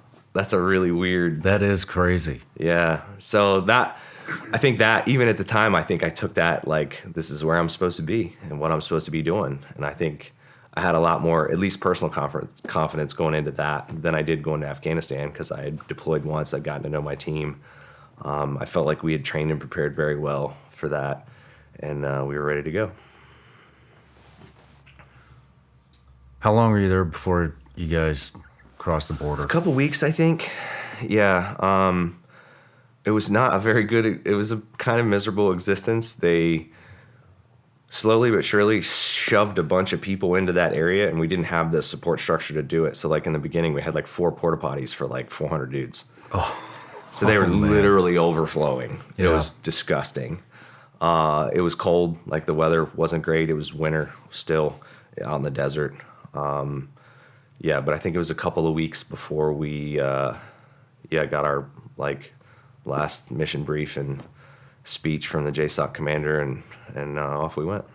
Damn, I can't even imagine the anticipation of, I mean, is it going to be today? Did you guys know when it was going to be? No, like the exact day. No, I, not that I recall in the beginning. I mean, they would do team leader meetings and stuff every day, and they would talk about things. But I don't remember us having a hard date till shortly before we left. But like I said, we weren't there that long. There's in most of the portions of that border between Iraq and Saudi Arabia, there's a double berm system. That's really all that separates it. It's not like there's fencing or anything else. And so there's 2 berms, and then at various intervals with miles and miles between them are Iraqi outposts that are like towers, where they would post, Iraqi military guys to sort of keep watch on the border. So we knew we had to cross those 2 berms. We were going to do it in between outposts. That aviation assets, helos, 160th guys, were going to take out the 2 outposts on either side and a radio communications point to hopefully silence their ability to say, hey, someone has crossed into our country. How did it go? Good. Yeah, like we started out, I think we drove most of the first night just getting to the border from where we were. So we spent a night out in the desert in Saudi Arabia where we all just sort of bagged out. And it was really cold. Like I think we got a little snow that night. Like nothing that stuck, but you're in the middle of the desert and it snows. And it reminded me of, I read SAS guy Andy McNabb's book, Bravo 20. And he talks about it in that before their incident where they got snow. And I remember thinking, wow, that's weird. Like you don't expect to get snowed on in the desert, but yeah, we had a little snow. It was cold. We had every piece of snow gear we owned on. I was driving most of the time, like as a newer guy on the team. I drove the Penske, the 6-wheeled unarmored vehicle that our team was on, and we had an ATV in our team as well. So I drove the Gower. In this case, Brad drove the ATV, and we would rotate positions. He and I driving one or the other because you couldn't drive the ATV every night because we had thumb throttles. Yeah. And you'd get that jello thumb from holding that throttle down all the time. But yeah, we spent the night in Saudi Arabia, moved up to the berm. They had done some aerial reconnaissance and they had found a bulldozer that was sitting all by itself in a location on the Saudi Arabian side. Who knows who it belonged to. But we had mechanics with us, which is interesting too. But in order to support our element, we needed that technical expertise. So those guys invaded right along with us on our vehicles. Nice. And they hot-wired the bulldozer and used the bulldozer to plow down enough of the berm that we could drive the vehicles over. And so after they had finished plowing the berm, we kind of coordinated efforts. 160th came in, and all we heard, was the calls over the radio. But they basically smoked the 2 guard towers on either side, and we drove into Iraq. Did you start engaging people? No. So we didn't. How long did it take? I don't remember if it was the first night or the second night. So we had a series of targets planned along the way. We would drive all night, basically under night vision. We had some other technology on our side, like we had ground-based FLIR balls at the time, and wow. It was the first time they were used. Other than that, it was like helos and aircraft and stuff like that. But they didn't have them on ground-based vehicles, and so we actually had them on like I think we had 3 total for the squadron. And my vehicle was one of the ones with the FLIR, so I had this big LCD screen between me and Chili, who was the team leader at the time, and he was sitting in the TC seat, in the passenger seat of the Gower. And so I could see everything he looked at with the FLIR ball, so that was nice. But either the first or second night, we had bedded down for our rest over day site, so we'd find a wadi or a depression or something to hide in, put camo netting out, put out security, and then get some rack for the day, eat some chow, etc. And we woke up to anti-aircraft fire. Like boom, boom, boom, boom, boom, boom, boom, boom. And it went on for like 30 minutes. And it sounded like it was just over like the next rise, like it was really close. And that was probably the first okay, we just invaded a country and we're at war. And it won't be long before we're involved in something. And I think if we had a big fear during all that time, it was that we were in unarmored vehicles. You guys were in unarmored vehicles? No armor whatsoever. All that technology, and you had unarmored. Why did you have unarmored vehicles? Because the platforms were built for long-range desert mobility. Okay. We had a lot of guns. I think our defense was we're going to put more stuff in your direction than you can put in ours. We had some anti-tank weapons, that we brought with us. We had some crew serve stuff on top of each one of the vehicles. But yeah, unarmored vehicles, there really wasn't an option other than that to cover that kind of distance, and we were having to drive thousands of miles. Yeah, I guess, I guess IEDs weren't like a huge thing then. No, it wasn't even on the radar yet. And we were literally driving across the desert. It wasn't like we were on roads. Like we were navving across open desert. Okay. And then, so that anti-aircraft fire that first morning, and then shortly after, I think we hit our first target, which was an Iraqi outpost, an ammo supply point. So it was basically just like you see at airfields, like in the U.S., where they have like all of the bunkers all over. It was one of those that was used for storing ammunition. And yeah, we did a hit on basically the guard outpost where they were. It was the first time some shots were fired, and I was driving, so I drove up to the target house. Some stuff happened in the beginning, and some couple of Iraqi guards were shot, and then we made entry into the facility, but it was minimal skeleton crew out there. And then we proceeded to clear basically every bunker in the ammo supply point looking for WMD, so doing what we were tasked to do. And that sort of continued for a while. We did that at numerous locations. some with a little more activity than others. In a lot of cases, we would pull up short, use the flare ball, and call in CAS, call in close air support, and drop a bunch of bombs on an objective before we would move in. So different mindset than we were used to, you know, as a counterterrorism force or a hostage rescue force or whatever we were basically doing, you know, infantry tactic raid style missions on these compounds. So that was a little different. Yeah. And kind of cool just to do full, you know, the full gamut. But we definitely owned the night. We could see them miles and miles before they could see us. And we definitely had, you know, there wasn't anybody in country yet, so we had all the air assets. It was, I think we were in country for 4 days when the first volley of Tomahawk missiles and all that stuff got fired into Iraq, and when they started the push from the south. So we had been in country for a little bit and done a few things before any of the regular invasion actually started. Damn, that's pretty fucking cool, man. I mean, that's U.S. history. Next on the Shawn Ryan Show.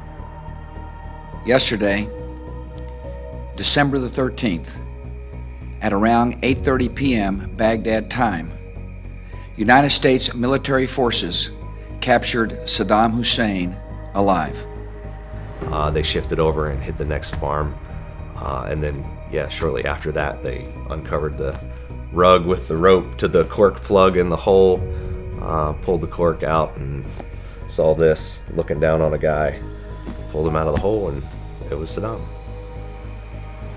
Just hearing that and being in that place made me realize how evil that son of a bitch actually was. Christmas Day 2003. We had caught Saddam on December 13th. This is 2 weeks later, and it was Christmas morning, and we're like, what the heck is that? And we're like listening, and we walk and we look over the balcony, and down on the lower level is these guys that work for us that are singing Christmas carols for the first time probably ever. Damn. In English, because they were so happy that they were in a place where they weren't going to be prosecuted for their religious beliefs.